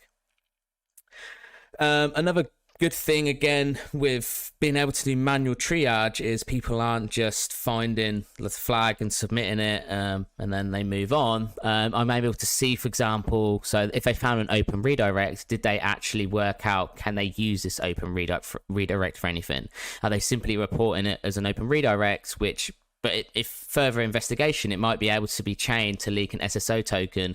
Now, a company would fair play, the company will fix the open redirect, but chances are they'll actually fix it a lot slower compared to if you actually used it for something with more impact. And not only that, but from company's perspective, you would much rather know, like, you might receive this open redirect report and you think, okay, we won't prioritize fixing it because it's nothing too special as such. But potentially, if like I say, if it can be chained, you don't then want to have to be paying out for that, because you end up paying for double, really, because you'd be paying for the open redirect a little bit, and then the fact that somebody was able to chain it. You'd rather kind of squash it and understand the impact of it there and then. So that's where I've mentioned there, did they miss anything and things like that. And like I say, chain and XSS, can they do anything, or cross-site request forgery and things like that. And I get to know them on a personal level. It's essentially like they're working for me, they're under me, and I'm training them up, basically. So learning the mindset. So like I've mentioned a few times, members literally aren't told what they're looking for. And this should be the same for companies when they're hacking on themselves. You literally just go at the website at face value. Like, this is what I can do on this website. I can log in, register. Well, what values can you input? What's available to you there? So like I say, there's no mention of XSS, IDORs, anything like that. So with that screenshot, you can upload an image of your dog, select the breed, age, name, and things like that. So all hackers are doing are simply testing these values as to what they might be vulnerable to. Are they inserting XSS payloads? They're seeing if they can do any SQL injections. They'll be checking for what type of files can be uploaded. There's provide a URL to an image there where it will query for the contents and give it back to you. How does that work? Now, this is where I always say to companies that they can learn to hack themselves, because it's literally a case of just learning to use your website and understanding what's intended and what is actually possible. Because you can then feed that back, like I say, straight back to the owner of that, hopefully if they still work for the company, and get their thoughts and like, well, look, is this possible? Why is this possible? So for example, with the breed, let's say you've got this drop down box, but it didn't actually validate what the breed was. So somebody could literally enter anything they wanted and it would reflect it back. It might not lead to XSS, but is this intended? Did you mean to do this? Why have you done it like this? And people can get educated, really. And like I say, so members on Bug Bounty Hunter have got Barker to practice on, but like I say, companies listen to this, developers and things like that. You've got the company you work for as your playground, so just consider that. So my methodology is all about using literally the site as intended. And this is what I really wanted to focus on when building Barker, because before on Bug Bounty Notes, it was a case of, well, there's XSS here, can you find it? But with Barker, you just get given the website, what can you do? What's literally right in front of you, what's in JavaScript files and things like that. And then as they progress, they're able to disclose their issues and view other users' issues and things like that, and discussing them what they found. Because, there's an endpoint, for example, on Barker where there's XSS, which a lot of people have found, but the endpoint is actually like, then if they look at the name of the endpoint, it should give them suspicions that, does this endpoint do anything else? And if they mess around with the content type and post get requests and things like that, then they'll discover that something else actually does happen. But out of, let's say, I don't know the exact numbers from top of my head right now without looking, but there's around 200 people that have found the XSS, but less than 20 have found the other bug. So that's where over time people, and this is why I would say sticking to the same target and looking at the same website, web application, scope, and that is handy, because once you've been through it, you then question, okay, what have I missed? Other people, for example, on Bug Bounty Hunter, they can see what other people have found, like how many bugs other people have found. So a lot of people have mentioned, I've been through the web application like 30 times and I've only found 30 odd bugs, for example, but other people have found like 90. Then it begins, really makes you question, well, what else? What have I missed here? What have I not looked at? And then they start looking through JavaScript files, looking at source, looking at API calls, testing various things, and questioning more about how the web application works, basically. And like I've been mentioning, well, here's an example actually where, like I say, members are able to write up their report, and it's like I say, it's like a virtual bug bounty target, and that was the idea behind when I built Barker and Bug Bounty Hunter. because they're forced to literally learn the web application. How does things work? Where are cross-site request forgery tokens used? So we can see here's a great report from Vermsec where he basically discovered that the old password is not verified at all, but there's also a cross-site request forgery vulnerability on this endpoint as well. Now, a few people have reported that you can change the password without the old password being valid, but they've missed a cross-site request forgery. But that's where, again, you can educate people because they might not have thought to try it there, or they might have they might have thought, oh, I thought it wasn't vulnerable because I saw X, Y, Z, and they didn't think to test anything. And this goes the same for when developers are developing code and things like that. We don't question. I mean, I'm a developer myself. Sometimes we miss things. We don't question things. And that's why with security, it's a team effort and we can all help each other. I mean, we've got each other's backs, help each other back up if we make some mistakes and things like that, and educate really. So this is kind of where you can go learn to hack yourself. Sorry. It's a free methodology. It's completely free on bugbountyhunter.com/cshauno. And so getting access to Barker does cost, and I'm not here to plug it. I mean, this talk is about kind of my journey and how I came about building Barker. I manually triage issues, so yeah, I mean, it takes a lot of time. I've triaged over 9,000 issues now. So yeah, I'm building kind of a team as such. But the methodology that I recommend, this is the exact methodology that I follow when testing web applications, questions I ask myself, tools I use and things like that. It's completely free. I recommend you go grab yourself a copy. But the reason why you don't need to buy access to Barker is because you actually have your very own playground, because this talk for Visma SecCon is aimed at developers, developer mindsets. So you already have your own playground. The website, the company you work for, you know what's what, can be in scope, and get something organized internally. Run literally a weekly hackathon where people get together and developers hack each other's code, understand how things develop this way. Did we know about this? Old bugs. Even if you've got a backlog of bugs that people have reported to you, you know they're vulnerable, but you just haven't got time to fixing it, then you sit down and work out solutions to getting things fixed completely. So, I mean, if you've got a lot of XSS bugs pending, then, do you know what I mean, look into CSPs, how to not, do you know what I mean, don't make sure it doesn't break your website as such. But yeah, look into CSPs to squash it completely, understand.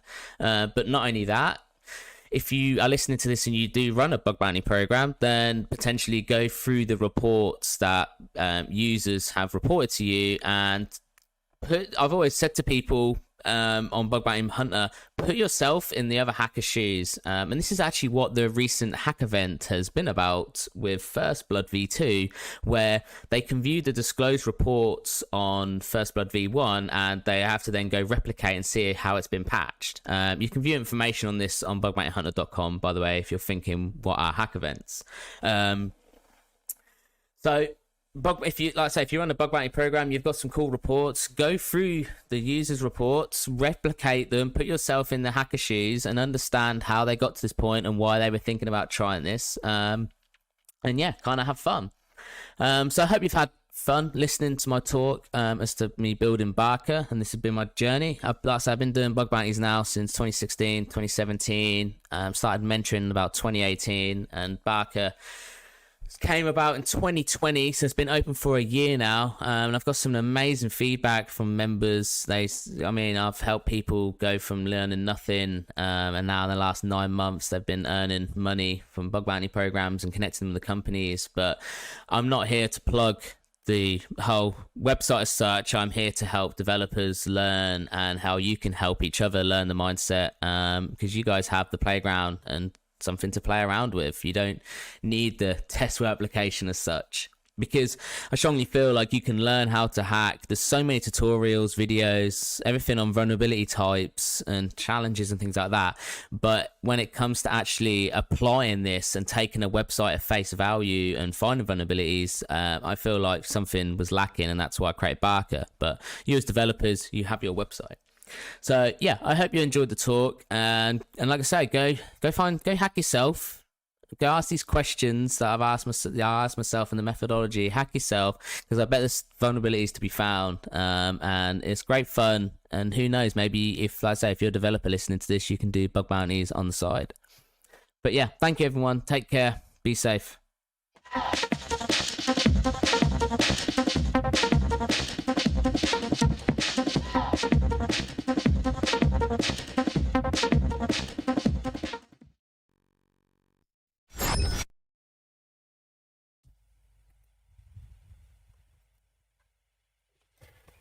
thanks. I think we are live here. Can you guys hear us? Yeah, we can't hear Isabel and Hella, so I wonder if the audience can. probably not. Can we hear Isabel and Hella now? Yeah. Yeah, Yes. All Okay, right. yeah. Cool. Awesome. Very nice. Okay, so now we have reached to the middle of our conference, and that means that next up is our live bug bounty event ceremony. So lead up with Integrity Award ceremony.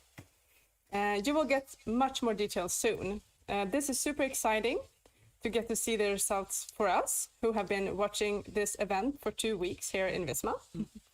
So welcome to first Visma's mother of hackers, Ioana Piroska. You saw her last year in SecCon, our Hello. colleague.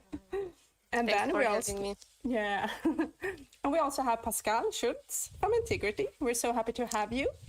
It Hey. will be really fun to hear your results. Welcome.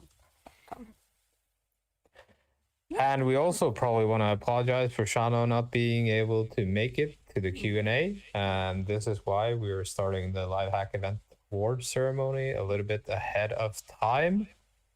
So yeah, take it away, Joanna and Pascal. All right. Thank you very much, Joachim. Can you see my slides? Yeah? Yes. I hope so. Perfect. All right. Then, yeah, thank you very much, everyone, and welcome to the Lead Up 1121 Live Hacking Event Awards ceremony. And let's jump straight into it. So your presenters for today are Ioana and myself, but I want to start with Ioana. Maybe a word about yourself.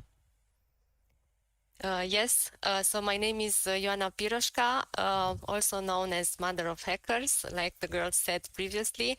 I am happy to be here today. I work as a security engineer in Visma, and I'm mainly doing bug bounty. Currently, I'm the bug bounty program manager.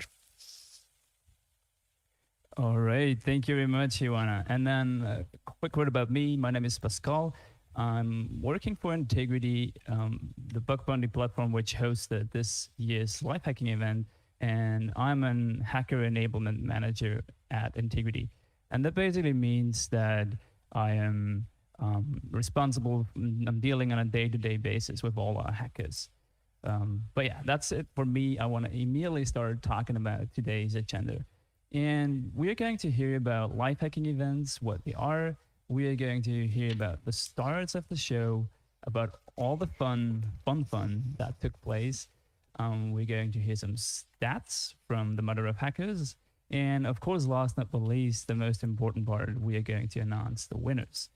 And let's start with live hacking events. I assume some of you out there might not be familiar what live hacking events are.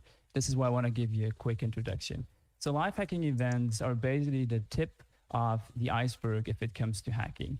So this is where we invite the best researchers in the world, and they're going to all hack on the same target.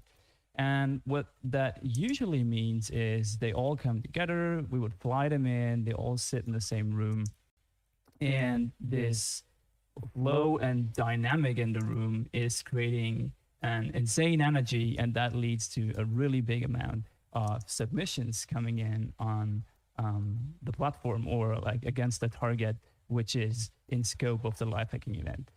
But as you can imagine, with a global pandemic, it's a little difficult to fly in 40 of the best hackers in the world and put them all into one place. So this year's live hacking event looked a little bit more like this. Everybody still sitting in the same room, but the room just looked slightly different. And if we were not sitting in this rocky amphitheater over here, which is actually quite nice, it usually looked a little more like that. And what you're seeing over here is our Slack space where all the communication between the researchers and the Visma team and the Integrity team took place. And there we also had a lot of different channels where people were just, you know, having a bit of fun or exchanging some information about the targets and so on. So let's quickly have a look at the stars of this year, because a life hacking event wouldn't work without the insane knowledge that all the researchers are bringing in. And I don't really want you right now to read all the names right now, but I still wanted to put them out there because those are our heroes who hand in all the findings. And what we see is that we had more than 30 experienced security researchers hacking on Visma's targets. And while we don't have images of every single researcher, we do have something also really nice, which is the star's entourage. And as you can imagine, every good hacker needs some support.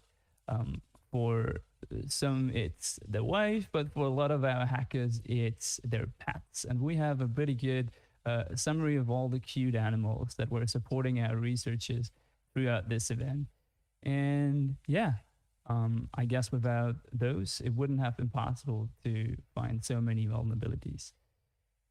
Next up, I want to speak a little bit about the fun. So if you think about hacking, a lot of times you would just sit down by yourself in front of the computer, and it's a little hard sometimes to stay motivated. Whereas with a live hacking event, it's completely different, because you sit there with 30 of the best people in the same room and you're in constant exchange. And as you can imagine, there is a lot of, well, how should I say, ridiculous chatting going on. And we even had a meme channel. And yeah, I want to show you some of the best memes right now. And as you can see, the Visma swag shop was really interesting to some of our hackers. And maybe a word on that. What we did is, in the beginning, we were sending out swag to all our researchers with the nice dragon. You've seen that before, with the Visma logo and a couple of other things. And some researchers even claimed that they got this bag. It's still not clear till today if that bag was shipped that way. But if it was, I mean, yeah, good for him or her. So we definitely like that. There was a couple of other really good memes being shared, and I just want to drop them here. So yeah, when hackers are tired, APIs rest. I have no bugs yet, which in the beginning could happen. Maybe perhaps testing would help. Yeah, me every morning trying to play with the live hacking event. And then there is all my daily responsibilities coming in, taking me straight away from all the fun. I especially like this one. It's kind of odd to read out loud, so I give you 5 seconds to digest that one.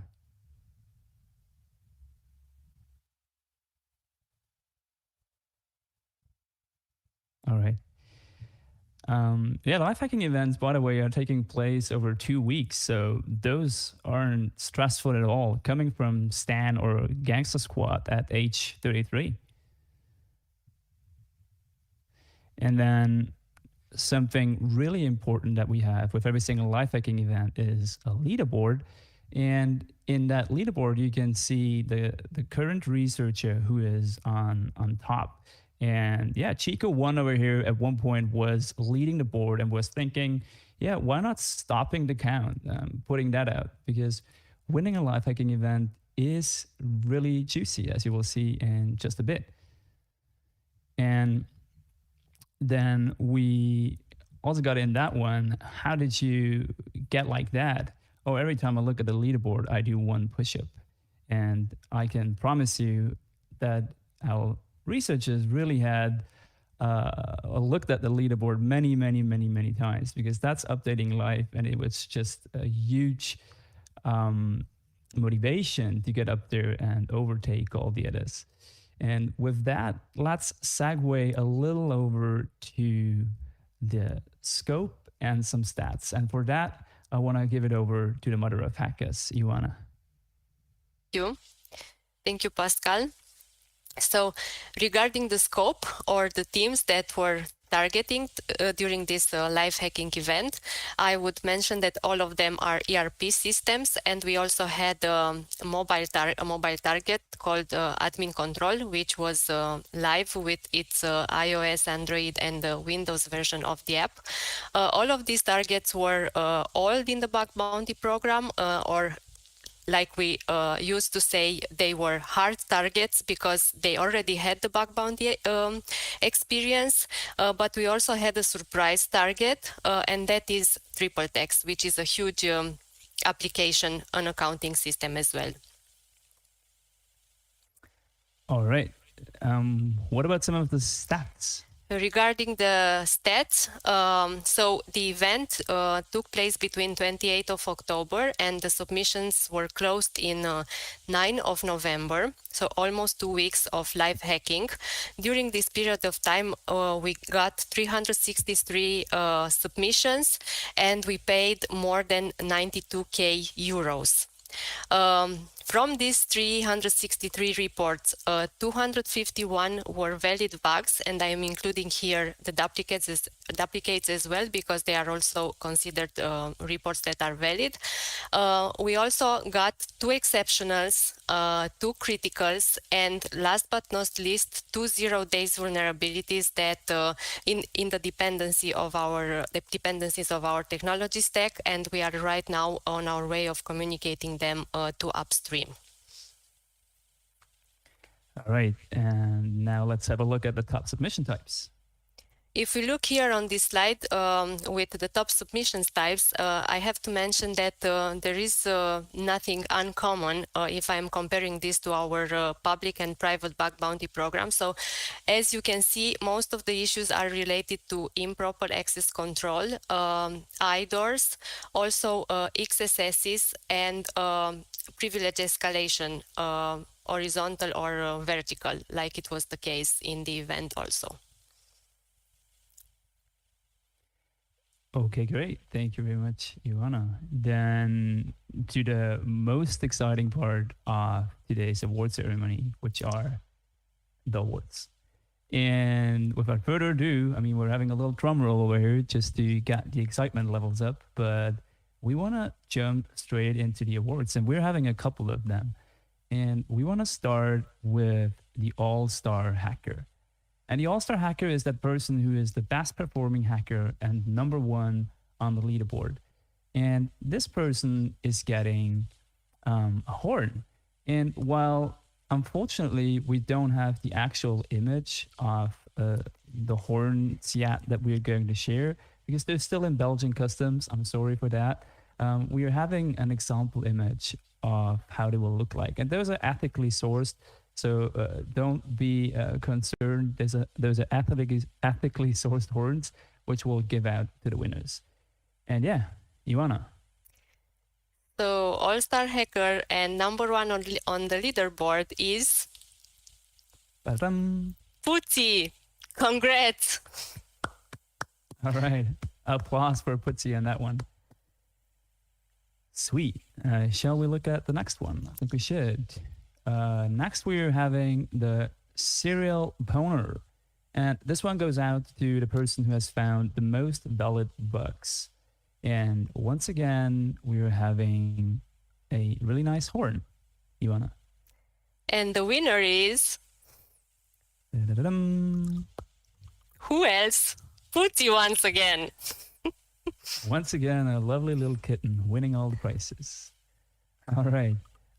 Next one, I promise we have somebody else, because this one goes out to the Apprentice Dragon, and I will leave it up to Ioana maybe to explain what it is, and we're also having a horn for this person.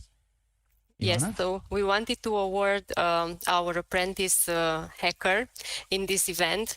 This is a young hacker that submitted to us a high vulnerability, and his username is Anonymous Hobbit. Congratulations.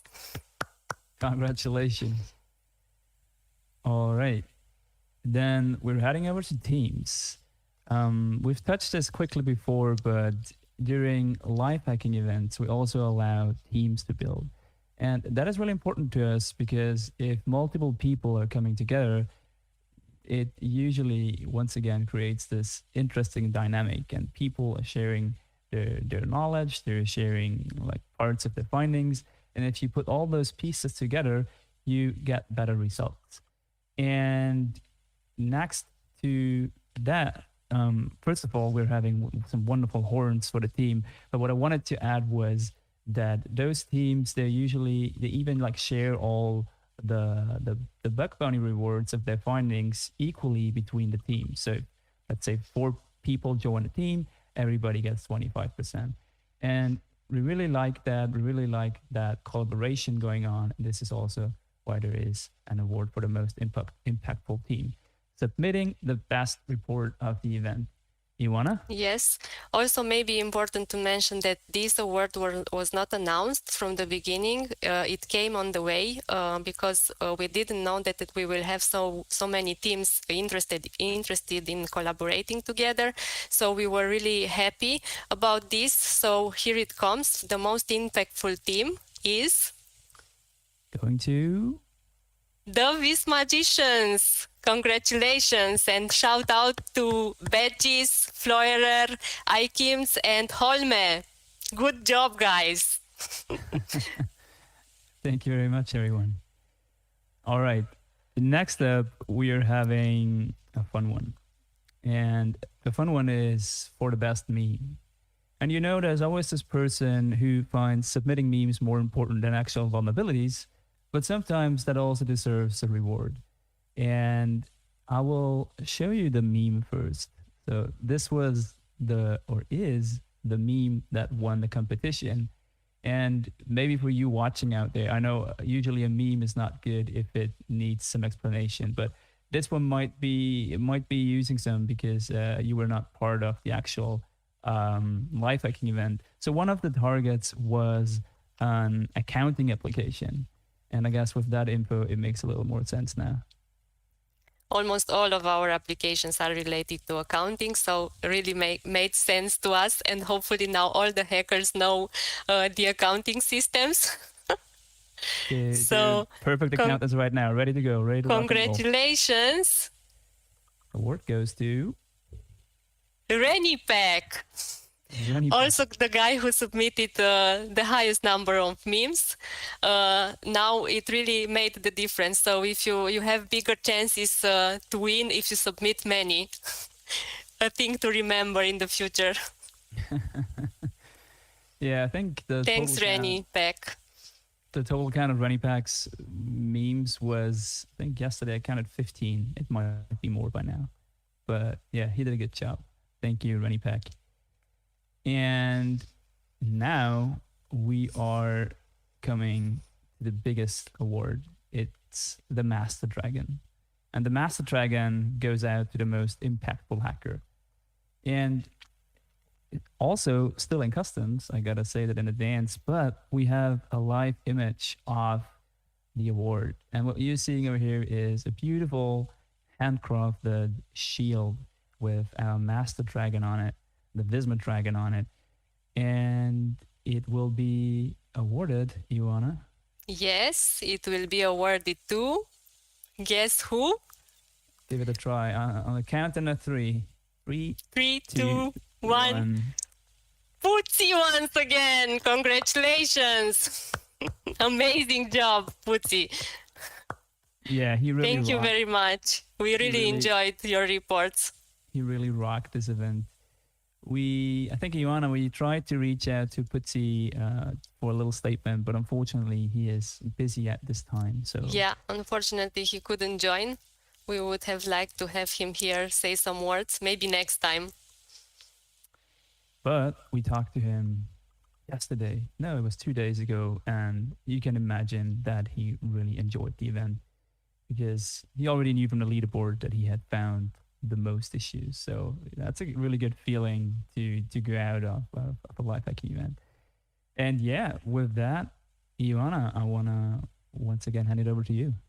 Yes, I would like to say special thanks to all of our hackers community, which were part of this event and also part of our bug bounty programs in general, because most of them are also included in our private program.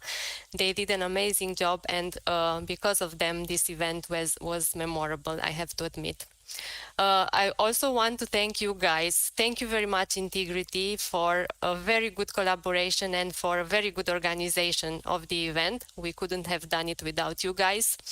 And last but not least, I would like to say thanks to all the people from Visma that were involved in this, including our internal teams that accepted the challenge to be part of the event, but also to all my colleagues from the security team that contributed to this and did a hard work for having this event the way it went.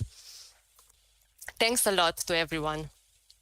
And I can only give that back to you, Ioana. Thank you very much also to the Visma team from the integrity side. It was a pleasure to work together with you. It was an insane time the last few weeks, but we enjoyed every single moment. And obviously also from our side, thank you very much to all the hackers. Thanks. And enjoy the conference. Enjoy the rest of the conference and see you soon at the next Visma Life Hacking. Yeah, that was really, really amazing to see. And I also want to thank both Ioana and Pascal. I know that all the people who have been involved have worked tirelessly with this project, and it was really amazing to see the results. We're going to move on now. The next speaker is Alexander Lystad, and he's also from Visma. And he's the Director of Cloud and Engineering, helping Visma companies grow through adoption of effective technology and engineering practices. He also has an extensive background from development, and in his talk, he will share his observations of the security posture at smaller software companies and the critical shortcomings that they face. So welcome, Alexander.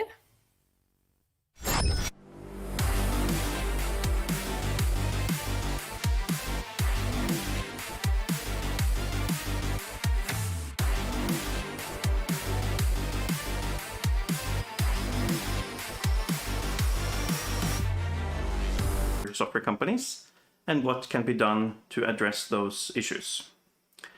Now, in Visma, we interact with loads of companies, but we interact with some companies more and in different ways than others, and that allows us to learn more deeply about their security posture. So, for instance, Visma is quite active in acquiring new companies. And when we are considering companies, of course, we evaluate their security and their security posture in a deeper way. We, as a software company, we buy lots of software ourselves as well. And we do security and risk assessments for most of our vendors.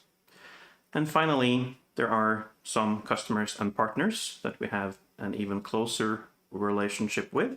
And in those cases, we may help them with a security incident or help them generally improve their security posture, which also allows us to learn about their current security maturity.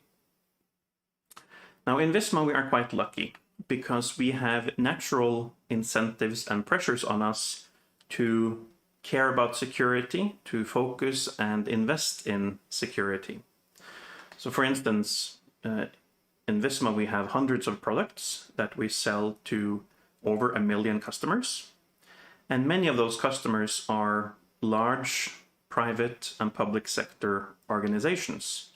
Many of those are very professional customers, meaning that they know what to demand and ask from us. So our customers are often holding our feet to the fire, also in the security area. Today, Visma has about 14,000 employees, and if we're going to retain talent and get access to new and more talent, if we're going to be sustainable, we need to be known for many things, including our competence and our security competence. And if we were known as acting irresponsibly, it would be hard to recruit new people. We have professional investors, professional board members that take risk management very seriously. They are very aware of the business risk of poor security, and they follow up and they expect and they encourage us to focus on and invest in security. And finally, Visma is operating in more than a dozen countries with all the laws and regulations that implies. And of course, as a large company, we are also scrutinized by many different types of third parties, which is a good thing, of course. And all of these pressures and incentives combined help us to do what, of course, we also want to do, which is to focus on security, to make sure that we build secure services, that we process our customers' data in a secure way. But many companies, especially smaller ones, do not necessarily have those pressures and incentives to help them with this focus. And I think that for smaller companies that fit into this danger zone, we often see that security is not the focus. So for those companies that have less than 30 employees and less than 5 million euros in revenue per year, they might not have any of the incentives and pressures that we just looked at. Some of them might not even think of themselves as a software or technology company. So I think this is at least partly the explanation for why I often see smaller software companies with quite serious security problems. And I think that's very unnecessary because it doesn't take that much to fix this problem. It doesn't take much to be above average, especially among small software companies. And it's actually not that expensive to raise the security level significantly. Another good thing, if you are a developer in a small company like this, is that as one person you can have quite a big impact on the security of the company, on the security of your customers' data. So I'm going to go through the 5 most common security shortcomings that I see at small software companies. That doesn't mean that it is true for all small software companies. No, there are certainly many small and large software companies that are doing a good job on security. And there are also large companies who are doing a good job and large companies who are doing a poor job. But this is the pattern and that I have seen over the last several years. So the first issue that we're going to talk about is unclear responsibility.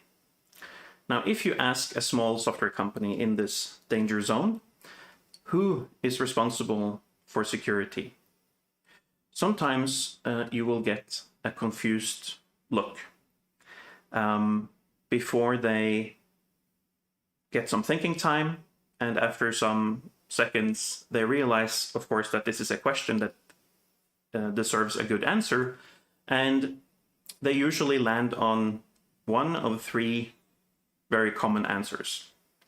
So one possible answer is that security is everyone's responsibility in the company. And of course, to some extent, this is true. It's a good answer because we want everyone in a company to have some security awareness. But it really depends on whether you can follow up this answer with concrete examples of what kind of mechanisms are used to distribute that responsibility, what kind of processes and activities is actually happening throughout the company. And very often they don't have that answer because security is not a focus currently. Similarly, another typical answer is that, well, our CEO is of course responsible for security. The CEO is responsible for everything. And yes, a CEO is accountable for everything inside a company, but unless you're 2 or 3 or 4 people, this does not really scale. So again, if you can talk about how the CEO is involved in security activities and make sure that security is a proportionally correct focus in the company, then it can be a good answer. but often there's no follow-up, and it's because security is not the focus.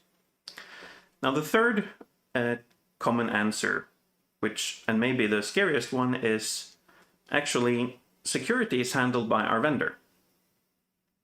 And what they usually mean in this case is a hosting vendor or an infrastructure vendor.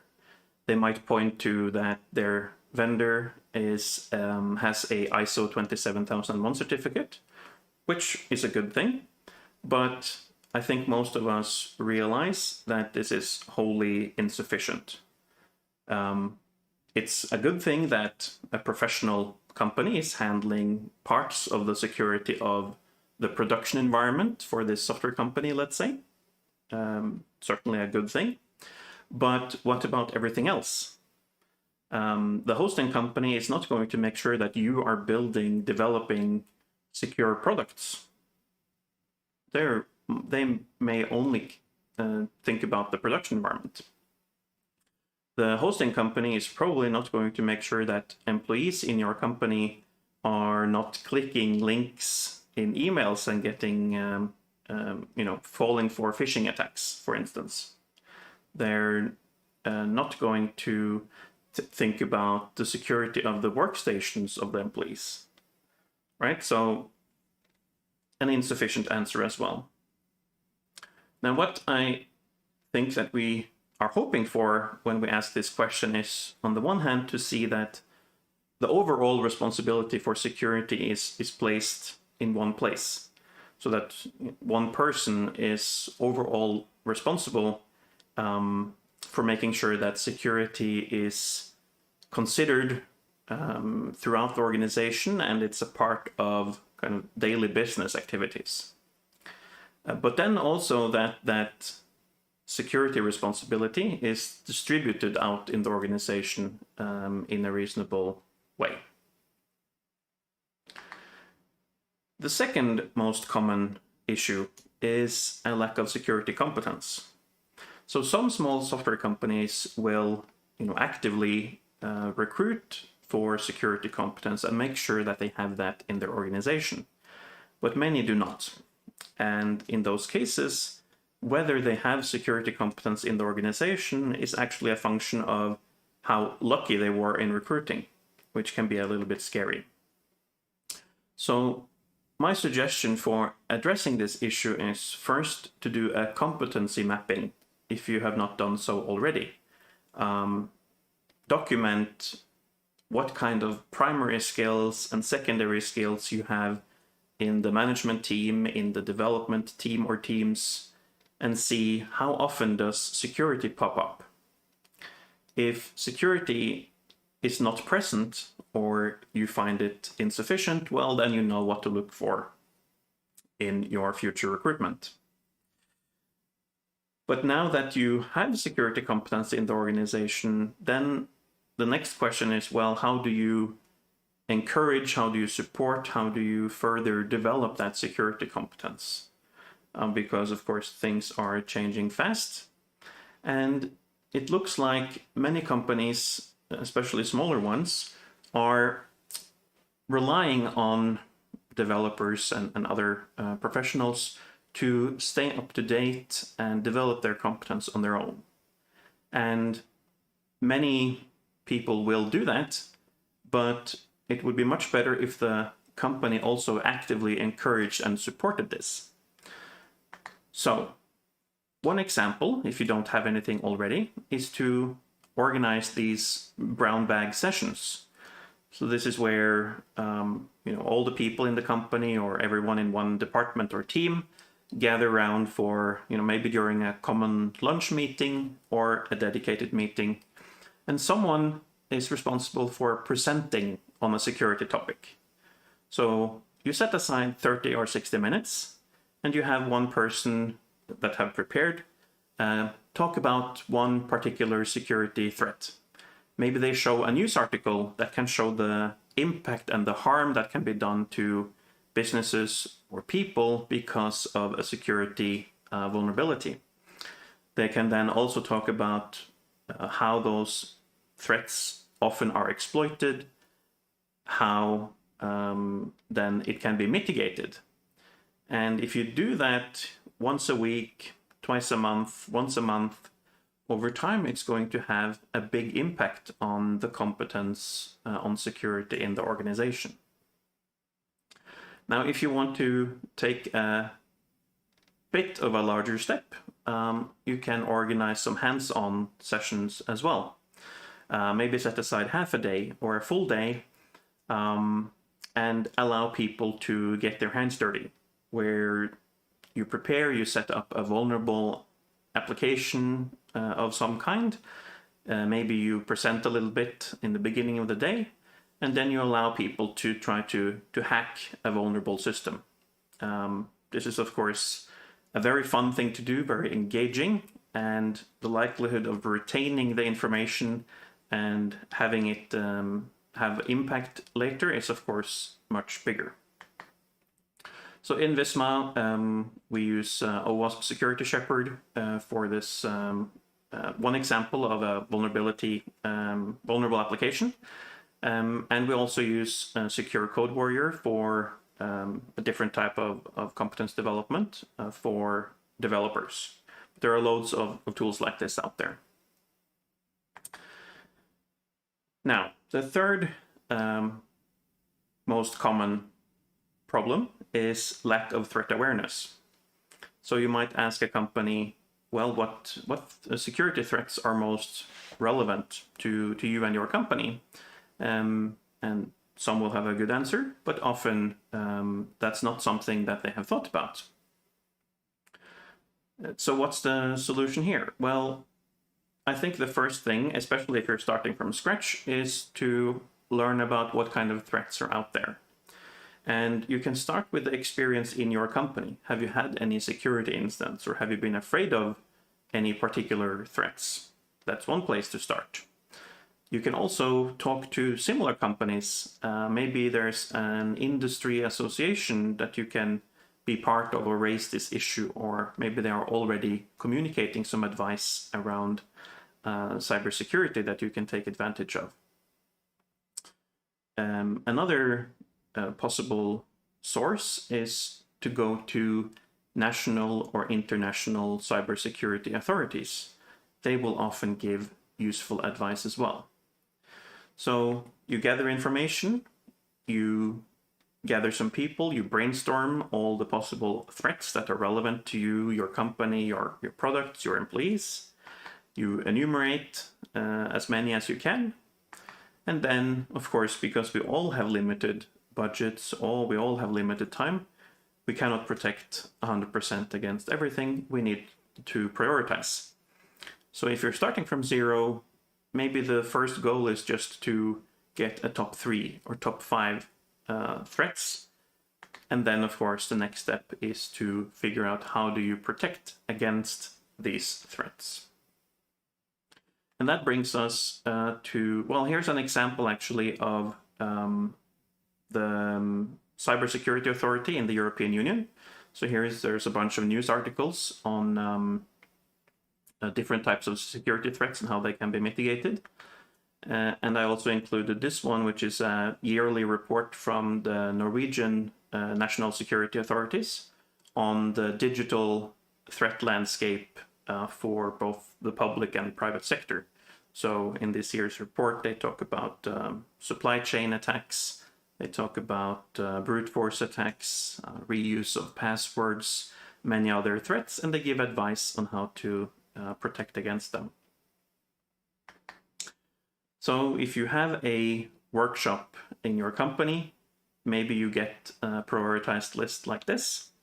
You want to protect against phishing, you want to protect against malware and ransomware, you want to protect against vulnerable and outdated components, you want to protect against cross-site scripting, and you want to protect against insecure direct object references.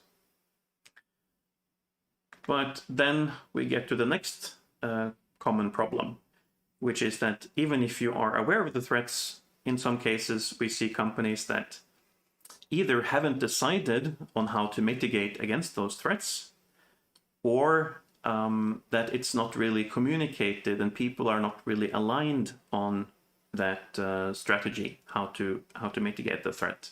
So phishing, for instance, maybe you know it's a threat, but there's no action on protecting against it.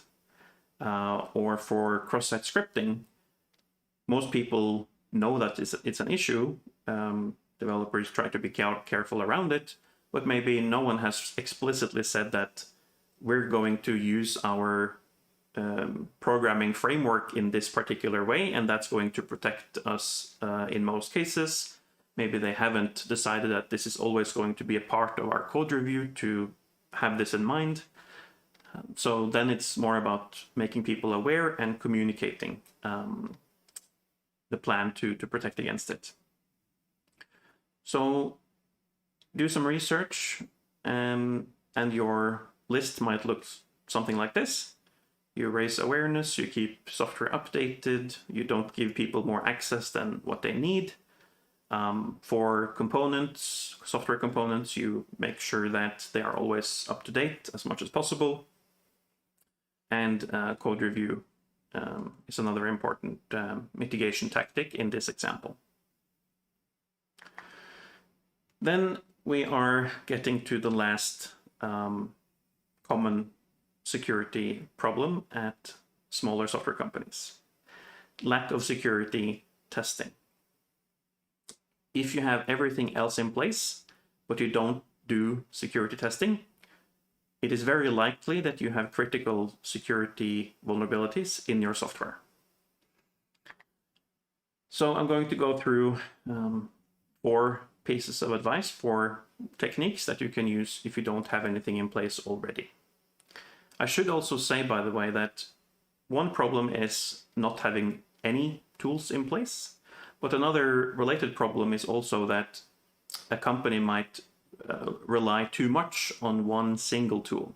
They might overestimate the value of one particular tool.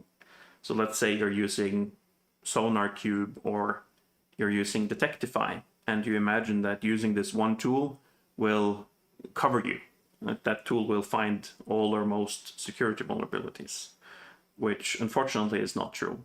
If you want to do a really good job, you need multiple tools, multiple techniques.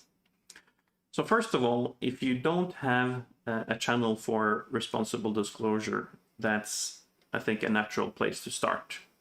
You want to give your customers or other security researchers an open and friendly and safe channel to tell you that your software has a vulnerability.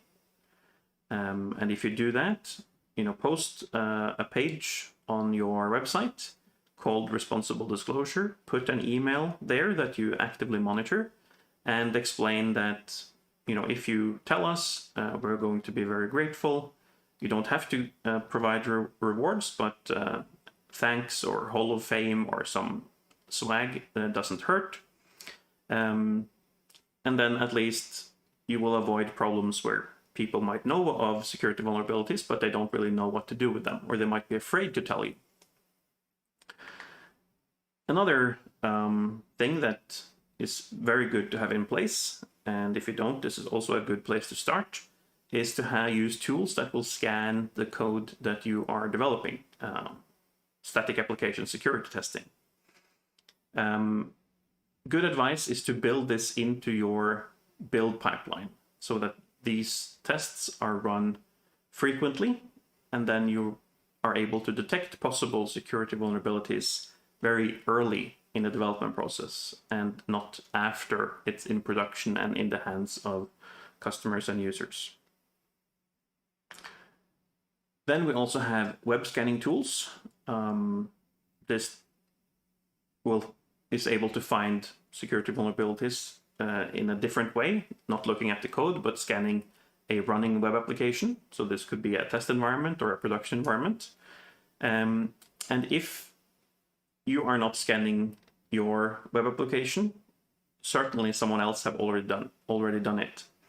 So it's a good thing to scan it yourself so that you can address issues as quickly as possible. And then finally, most of the software, most of the products that we make these days, other people have written more of the code than we have, right? We rely heavily on third-party components and libraries that we import into our software. And of course, those can be vulnerable as well. They will be.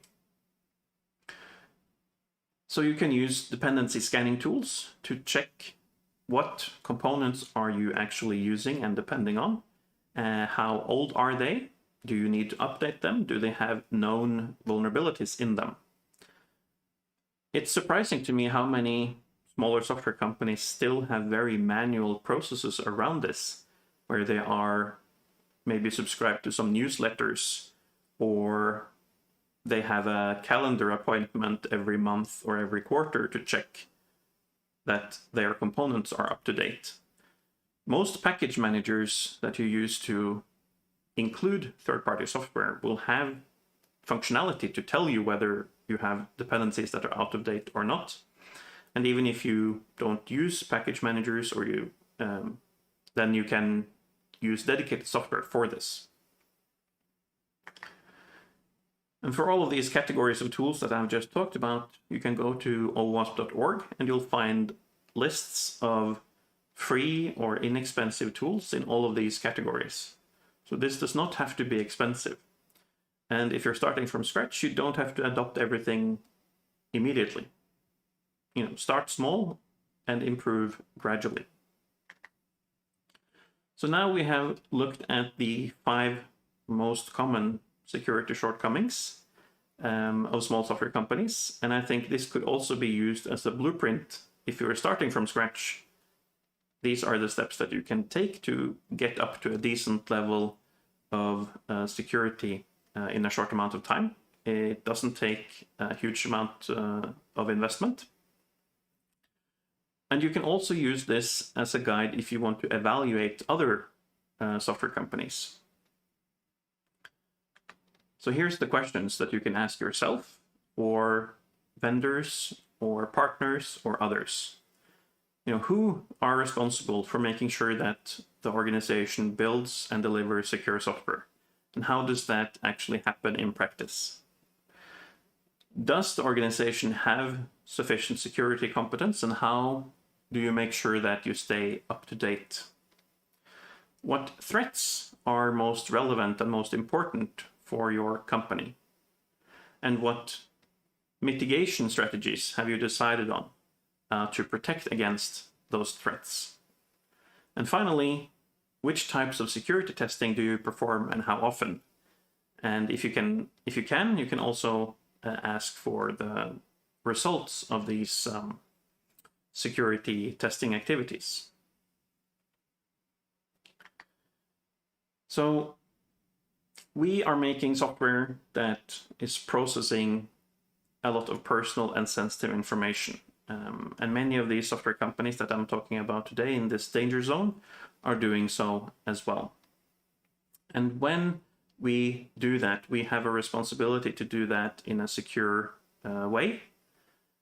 And we have seen today that it's actually not that hard to improve the security level significantly if you're starting from scratch. So let's make software more secure together. Thank you.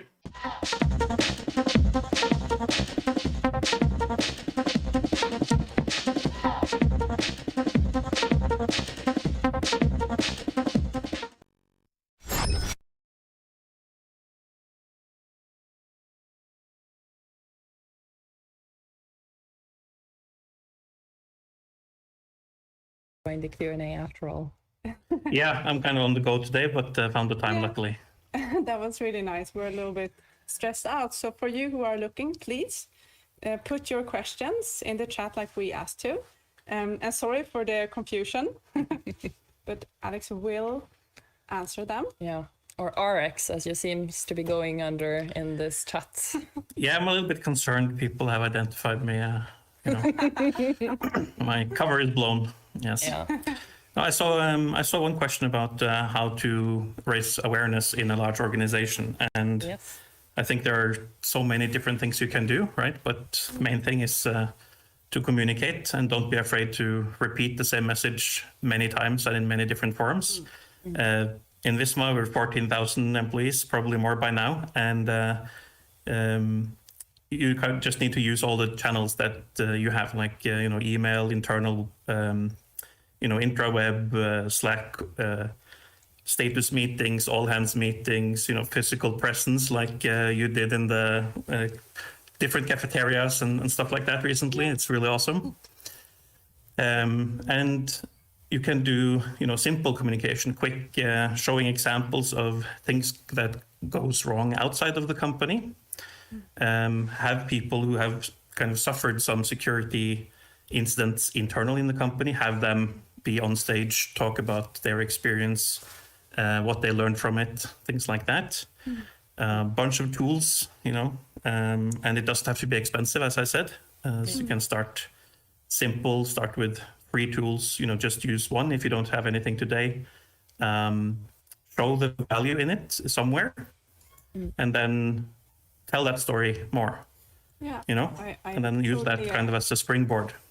Yeah, I totally agree with you. And it's so nice to hear you say the thing about repeating. Yeah. Because it feels sometimes that when you do awareness, you kind of feel that you're saying the same thing again and again and again.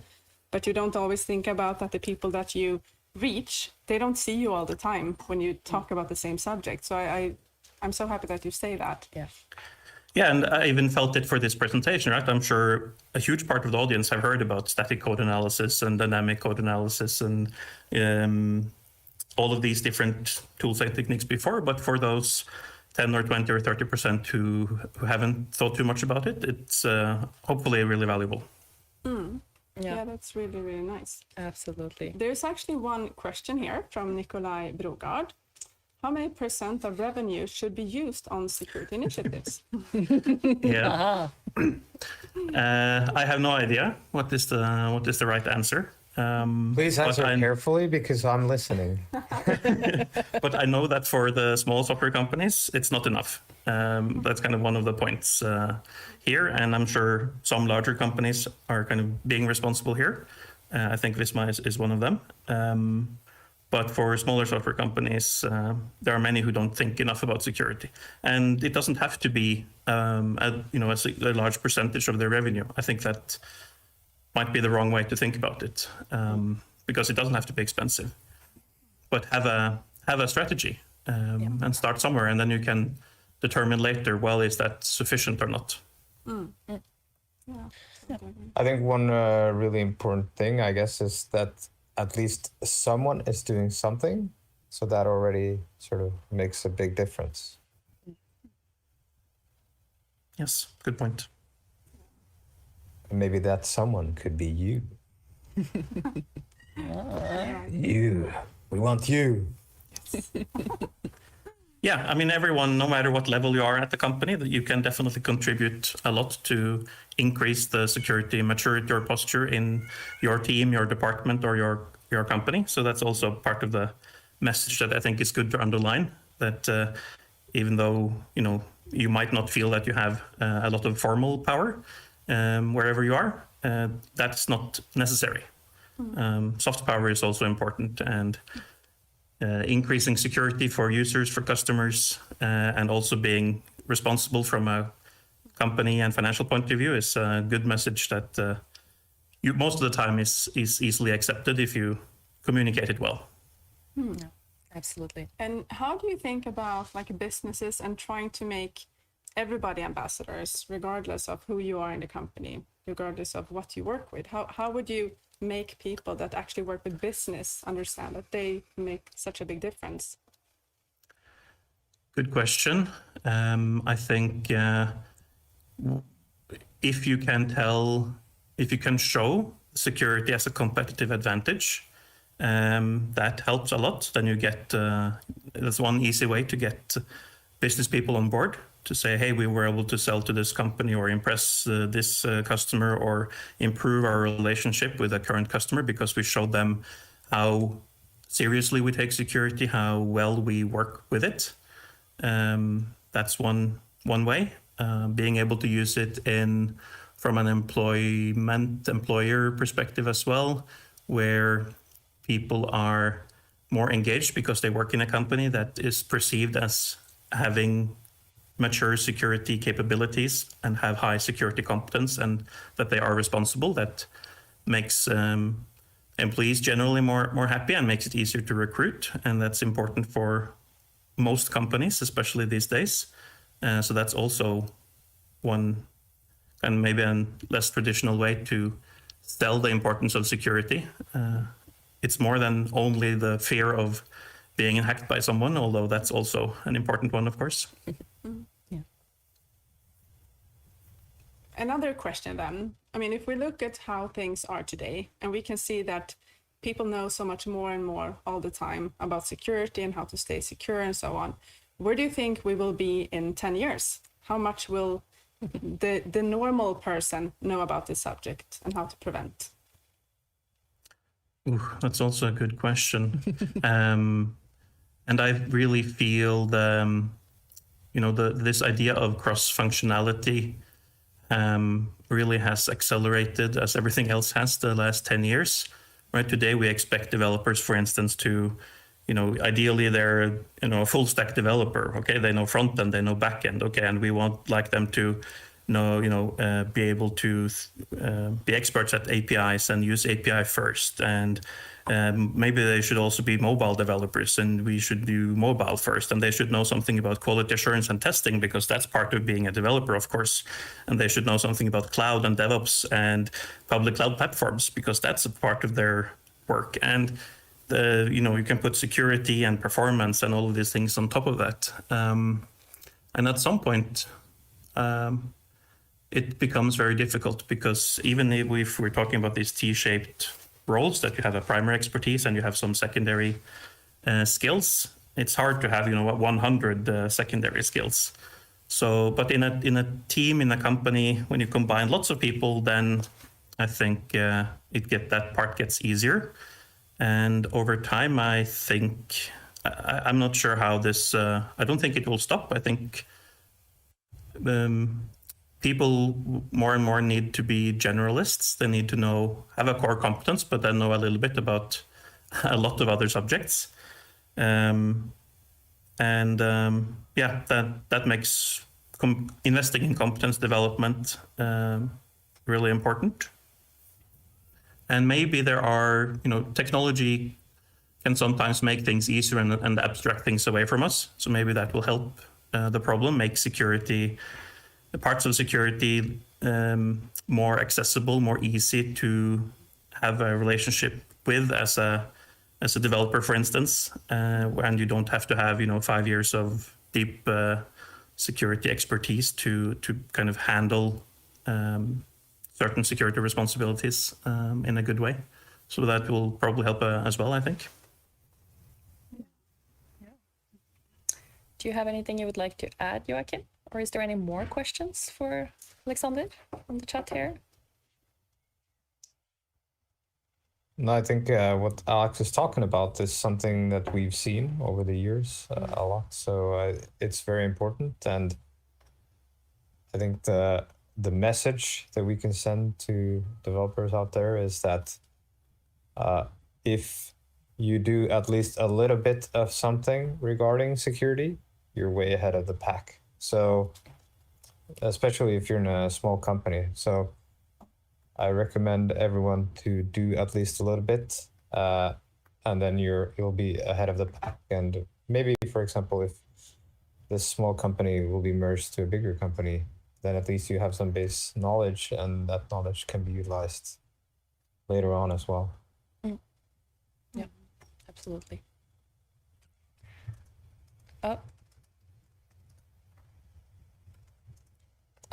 Okay, good.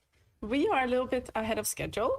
We have actually 10 minutes now that we could use and go and get a coffee, for instance. So we're going to take a little break for 10 minutes. And thank you so much, Alexander, for joining here. And thank you so much for your talk.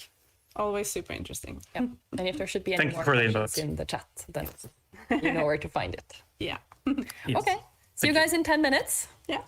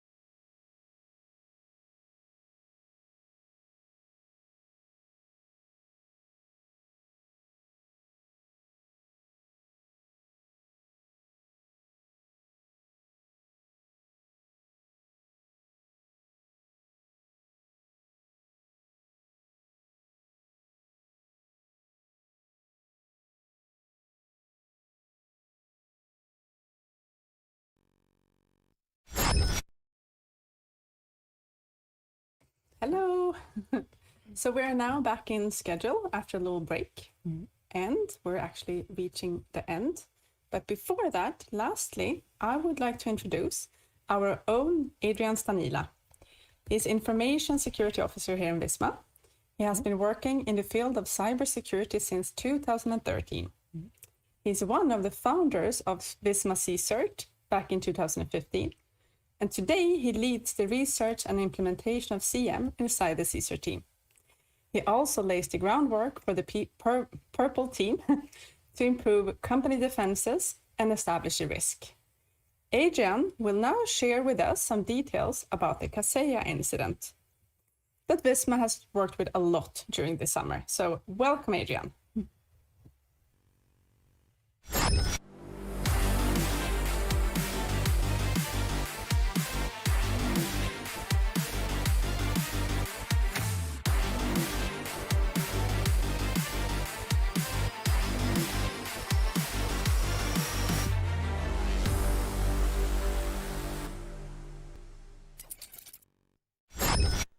Hello everybody, I'm Adrian Stanila from Visma Security, and today I'm going to tell you the story of the Kaseya incident from CISR perspective. So I will start with who am I? I'm Adrian Stanila, Information Security Officer at Visma Security.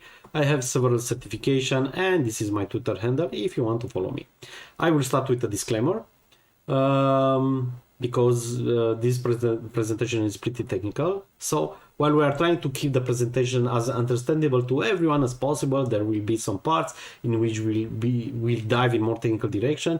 Even if we get technical, we are making an effort to keep the main story intelligible to everyone. Also, in this incident, Visma TNC Operations Squad successfully managed the recovery phase. This presentation covers only the CSERT activities. Kudos for all the hard work, guys. Okay, so who is CSERT? A lot of people are saying it's a team capable of wonders. I say are two teams because are a detection and analysis team and also the monitoring teams.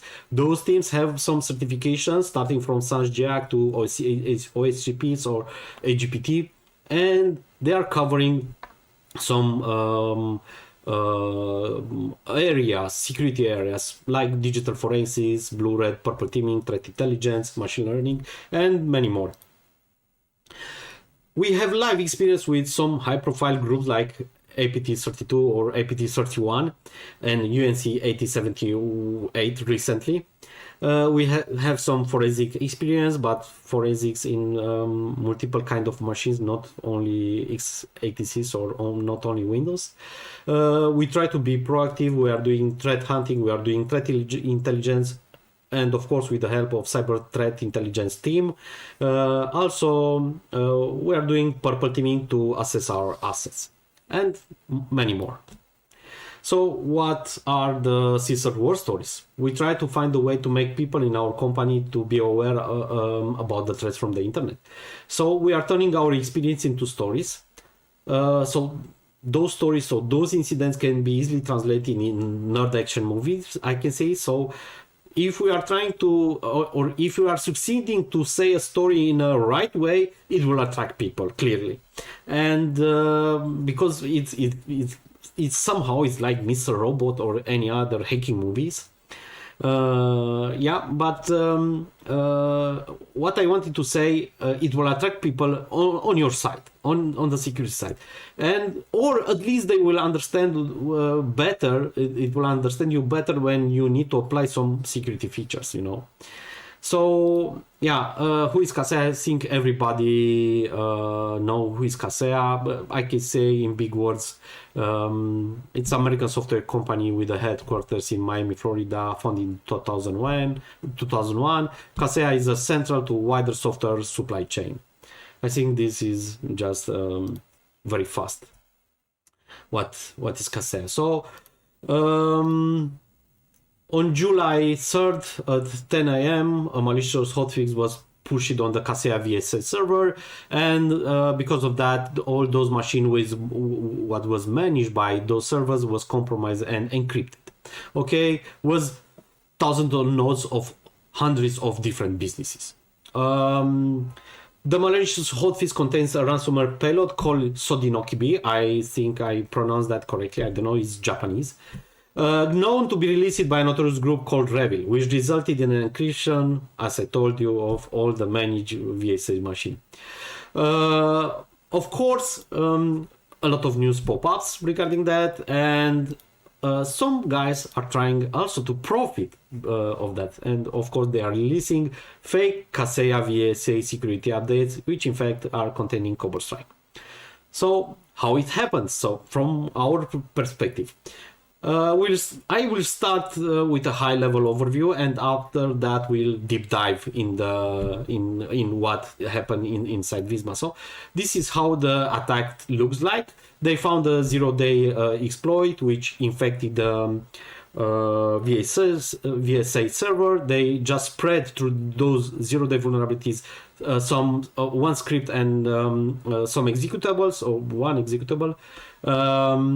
And with all those, they encrypted everything. So this is, in big words, everything.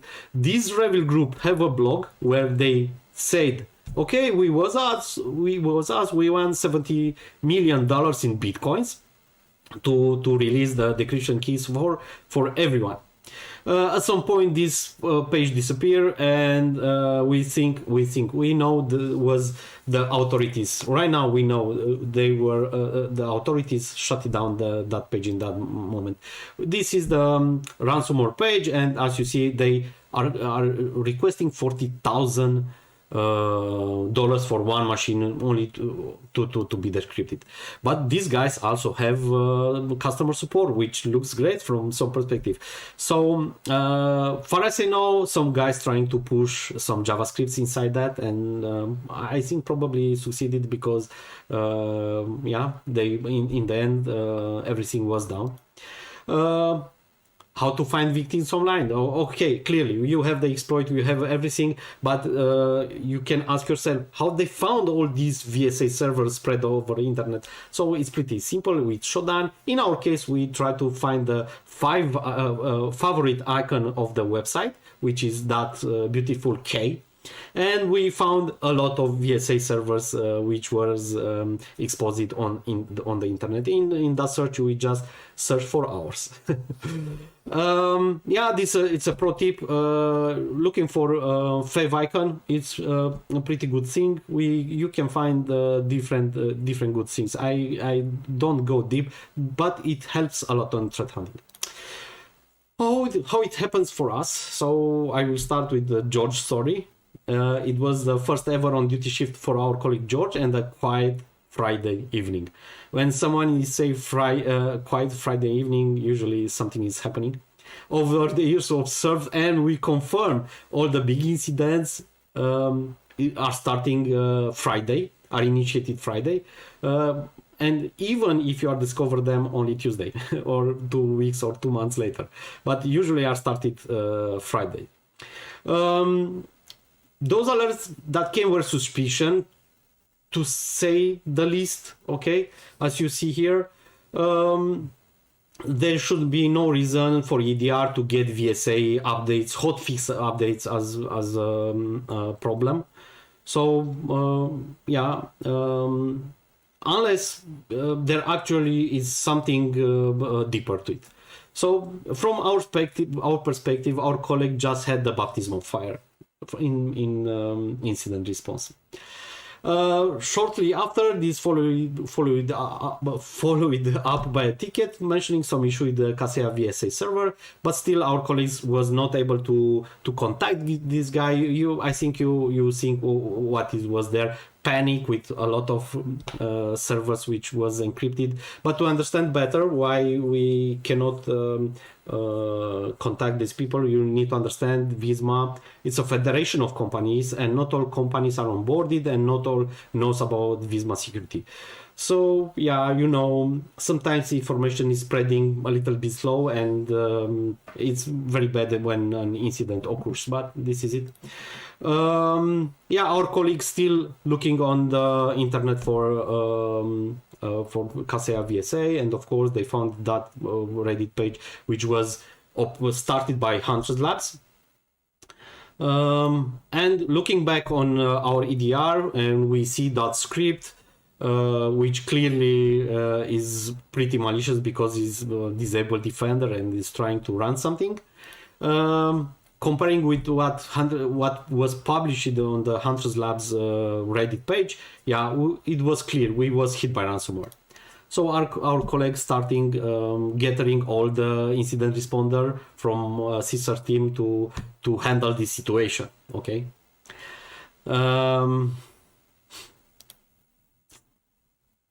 We starting looking back on the EDR again to clearly identify what is that application which is encrypting the disk, and we found that DLL which it's encrypting the disk, and we starting from there.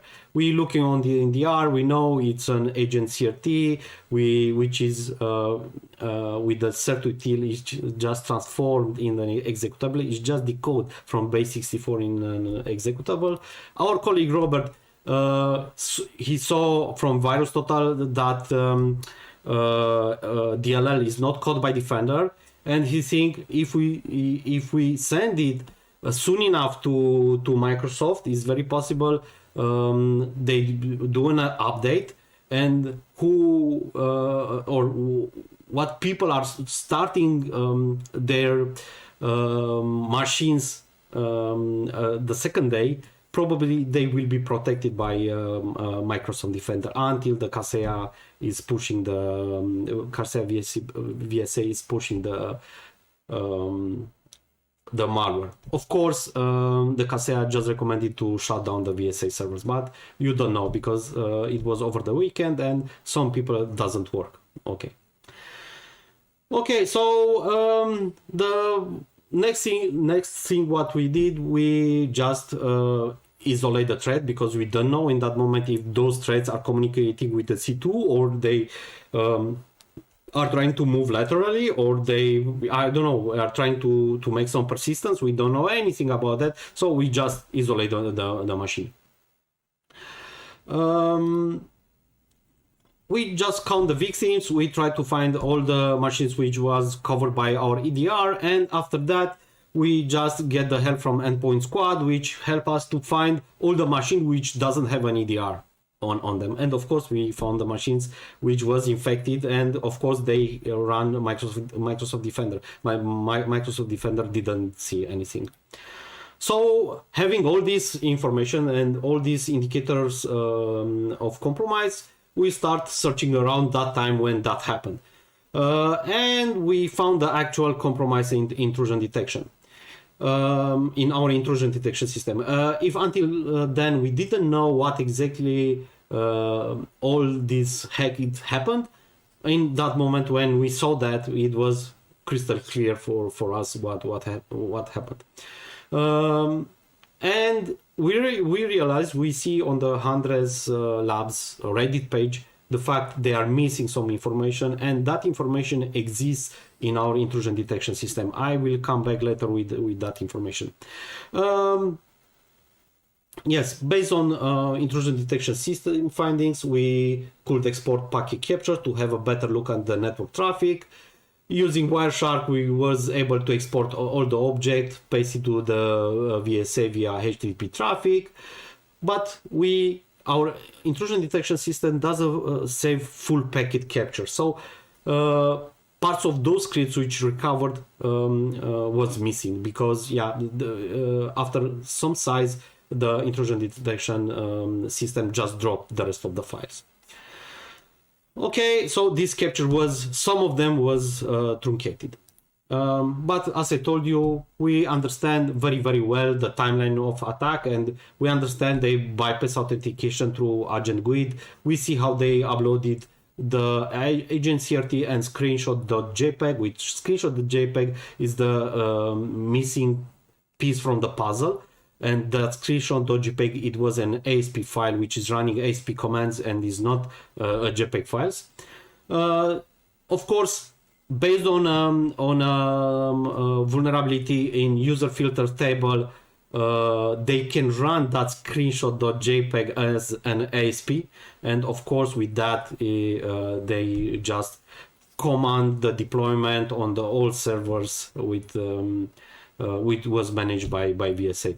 We also see after that they use lol beans to decrypt the agent CRT and make an executable, to disable after that disable defender, or first time disable defender, and after that just using certutl to make an executable, and after that just run that executable, which in fact it was ransomware. Okay, so we think of course we need to share that data with everyone, so we share it with Huntress and TrueSec and with Kaseya, of course. With Microsoft, we just sent some samples about Agent CRT and others, and yeah, we try to make it to be detected faster. And yeah, I think it's normal. The security community should help each other to fix this kind of problems. So yeah, we shared that with everyone. This is the actual script, and as you can see here, 4,344 bytes are missing from the packet capture file. But we succeed in the end to get more data from the forensics, and we found another extract of the script. And as you see here, we understand these scripts is just removing admin session, removing logs, temporarily disable administration access, and based on what we see in the other logs, we understand is deploying the rest of the ransomware in the network. Based on our findings, in the beginning it was 4,000 bytes missing. With this script, what we found, and with the fact they copy a block, a function from the Kaseya, from normal Kaseya software, we just manage it to 1,000 bytes missing, 1,500 bytes missing from all these scripts. So, from all this script, yeah. So regarding DLL side loading attack, or how they succeed to run the malware on the managed workstation, it's pretty simple. The agent.exe just dropped in 2 files. After that agent CRT, it was decoded with a lol bin. We say lol bin. If you want more information, we can talk about that. So they decoded that agent CRT in an executable file. That executable file just dropped 2 files. Which one? It was Microsoft Defender, original Microsoft Defender, fully signed and everything. Of course, executable can be copied from any system, and the DLL. And they use this copy of Microsoft Defender, which was fully signed, to load that DLL. Of course, the Microsoft Defender is looking on the parent folder when it's trying to load the DLL. And of course, that DLL, the malicious DLL was there. And when he's trying to loading, in fact, he's starting the ransomware. What can I say more about that is they use a technique which is named DLL search order hijacking. And I think this is pretty common on these attacks nowadays.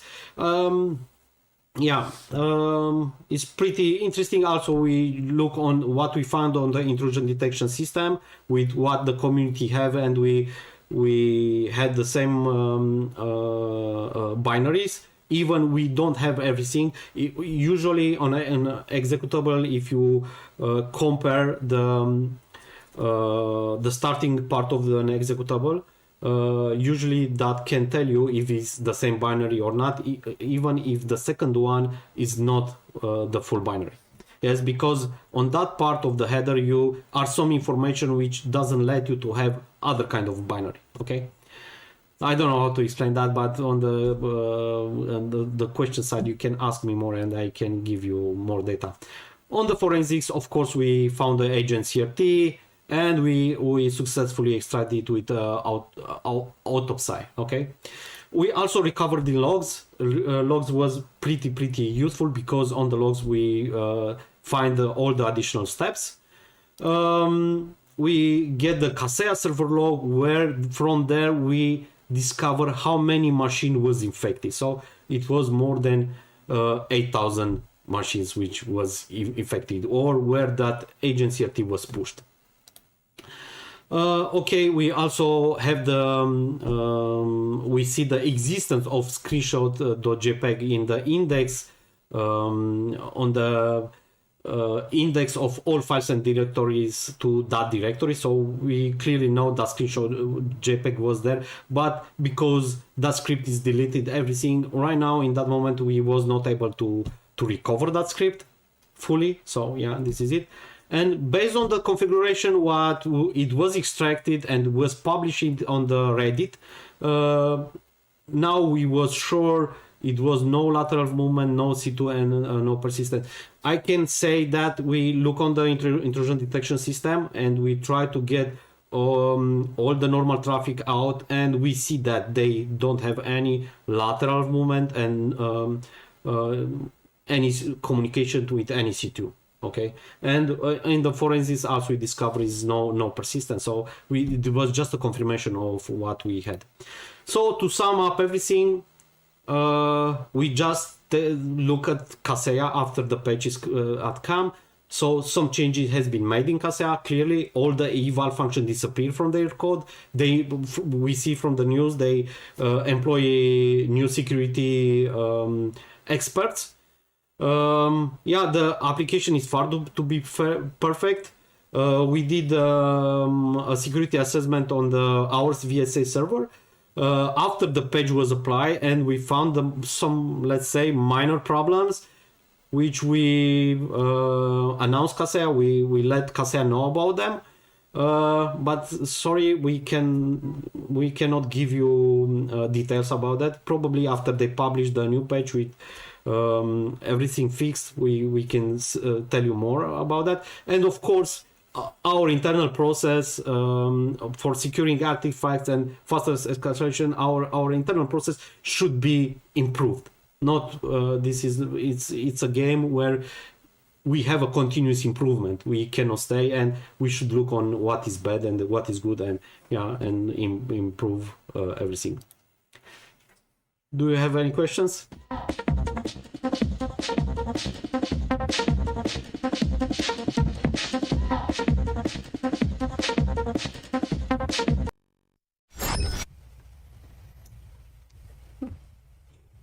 Yeah.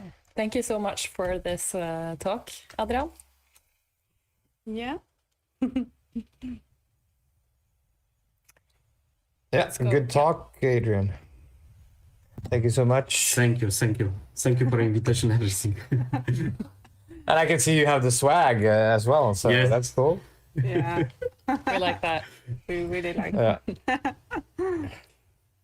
So we have a few questions in the chat. One of them being, do we know if some EDRs managed to stop the attack? Yes, are some EDRs which successfully stopped the attack. Even our EDR, the latest version, apparently successfully stopped the attack. Still, that EDR is not deployed everywhere.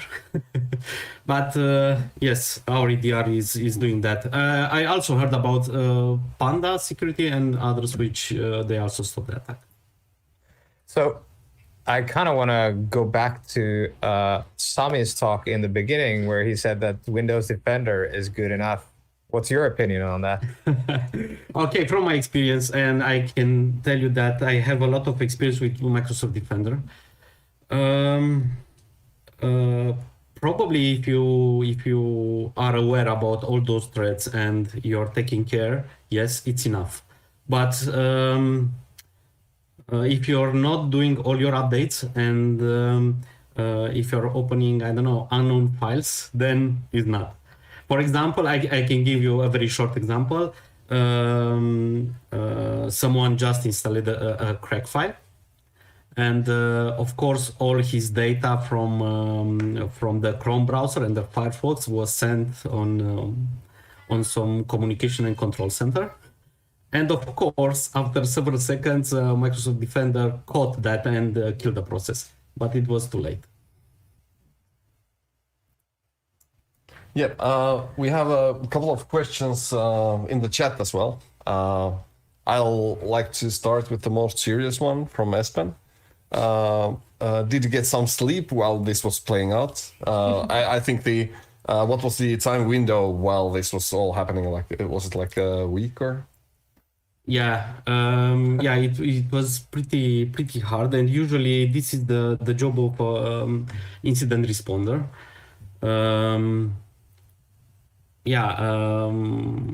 I don't know what to say. It's a lot of adrenaline when you have these kind of incidents and you are trying to fix them, and you are staying over the night, and you are just going to sleep at 4 in the morning.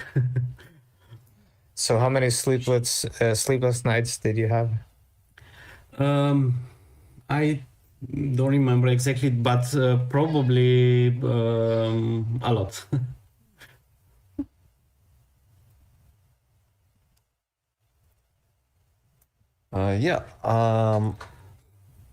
Okay, there's another question in the chat about is there a way to combine all of these security features together? I don't know exactly what security features from all the talks, or only from my talk. Let's start from your talk. I think are a lot of companies which are trying to do that, and some of them are pretty successful. Even Microsoft Defender APT, I think, is pretty okay with that. Is still, they are not fully functional. Usually, it takes day until we find a security solution which is decent, or it's that means decent for our company. To understand, because it's very probably a lot of other solutions are pretty good for medium or small companies, but for a heterogeneous company like ours, or a company which have a heterogeneous network, it's pretty hard to find a very good solution. I have an additional question. I know that this was a pretty large attack, and you defended quite a bit of computers and servers and whatnot. How many computers and servers did this affect? I think more than 8,000. 8,000 in only on our company. And someone had to fix them all as well. Yes, the Visma TNC operation guys, they are working a lot to fix that. And there are some guys there which have my respect for that, because they did a lot on those days. They have all war. Yeah, exactly. We had a lot of work on that moment. I think it was some of those guys are saying it was the biggest cyber attack in the history, because it's affecting so many people. Did the public announcement, so this is a question from Espen, did the public announcement from US Department of Justice on apprehended people from Revil make you happy? I can say yes. I see picture with these guys.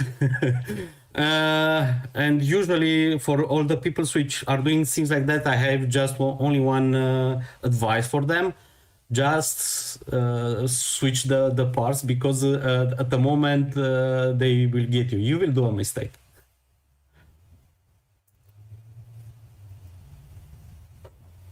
Jona? There are a couple more in the chat. Like, what was the exact goal? Disruption or money? Money, exactly, money. It was the Revil group, Revil ransomware group. So clearly money. They requested $70 million. Right now, you cannot be very sure, because some states have an issue with the rest of other states and are trying to also to make disruption. But I'm pretty sure right now it was money, $70 million bitcoins. They requested that sum. I didn't go too deeper with the attribution, but we presume we know for sure it was this Revil group. So. And I think this is a perfect moment for a hacker joke. So where did the hacker go? He ran somewhere. Yeah. Yeah. Very good one. Yeah. Dude, so I guess maybe on that bombshell, it would be a good time to end the stream. I actually have one more. Okay. From the chat. From the chat. It's not an actual question, but it's about thanking you for the presentation and for the transparency. So I will add a question to that. So how do you feel? How do you see the transparency? Because we see a lot of thanking and people appreciating the transparency whenever we are talking about the mitigation of different cyber attacks and such. I think it's transparency in general. Yeah, I think it's one of the most important things, transparency, because with that, I think it's a pillar to trust. Okay, so if you want your employees, your other companies, or your customer to trust you, then you need to be as much as transparent as possible. It's not possible with everything, but I think more than 80-90%, it can be done transparently. Yeah, hail. I agree. It's for the it's for the knowledge. The same thing that as open source is for the software. Yes, yes. I'm a big advocate of open source, and I think this is a perfect fit here, also on the security with the transparency and everything. Yeah. And I think actually with that note, we have to say thank you so much to you, Adrian. Super good talk, like always. And thank you for chatting with us now. Your joke was very fun, Joachim. It should have been the last thing, but no. Well, thank you, all of you, for coming and listening to us this year. We're so happy to have all of you here. And if you have other questions, you can always contact us, and we will, of course, answer them later. We hope that you have enjoyed this. Yeah. At least we have. Yeah, and also a quick reminder that the individual videos will be uploaded to this YouTube channel after the events if you want to watch them again. So please like and subscribe. Thank you, everyone, and thank you, Adrian. Bye. Bye. Bye. Bye. Bye. Bye.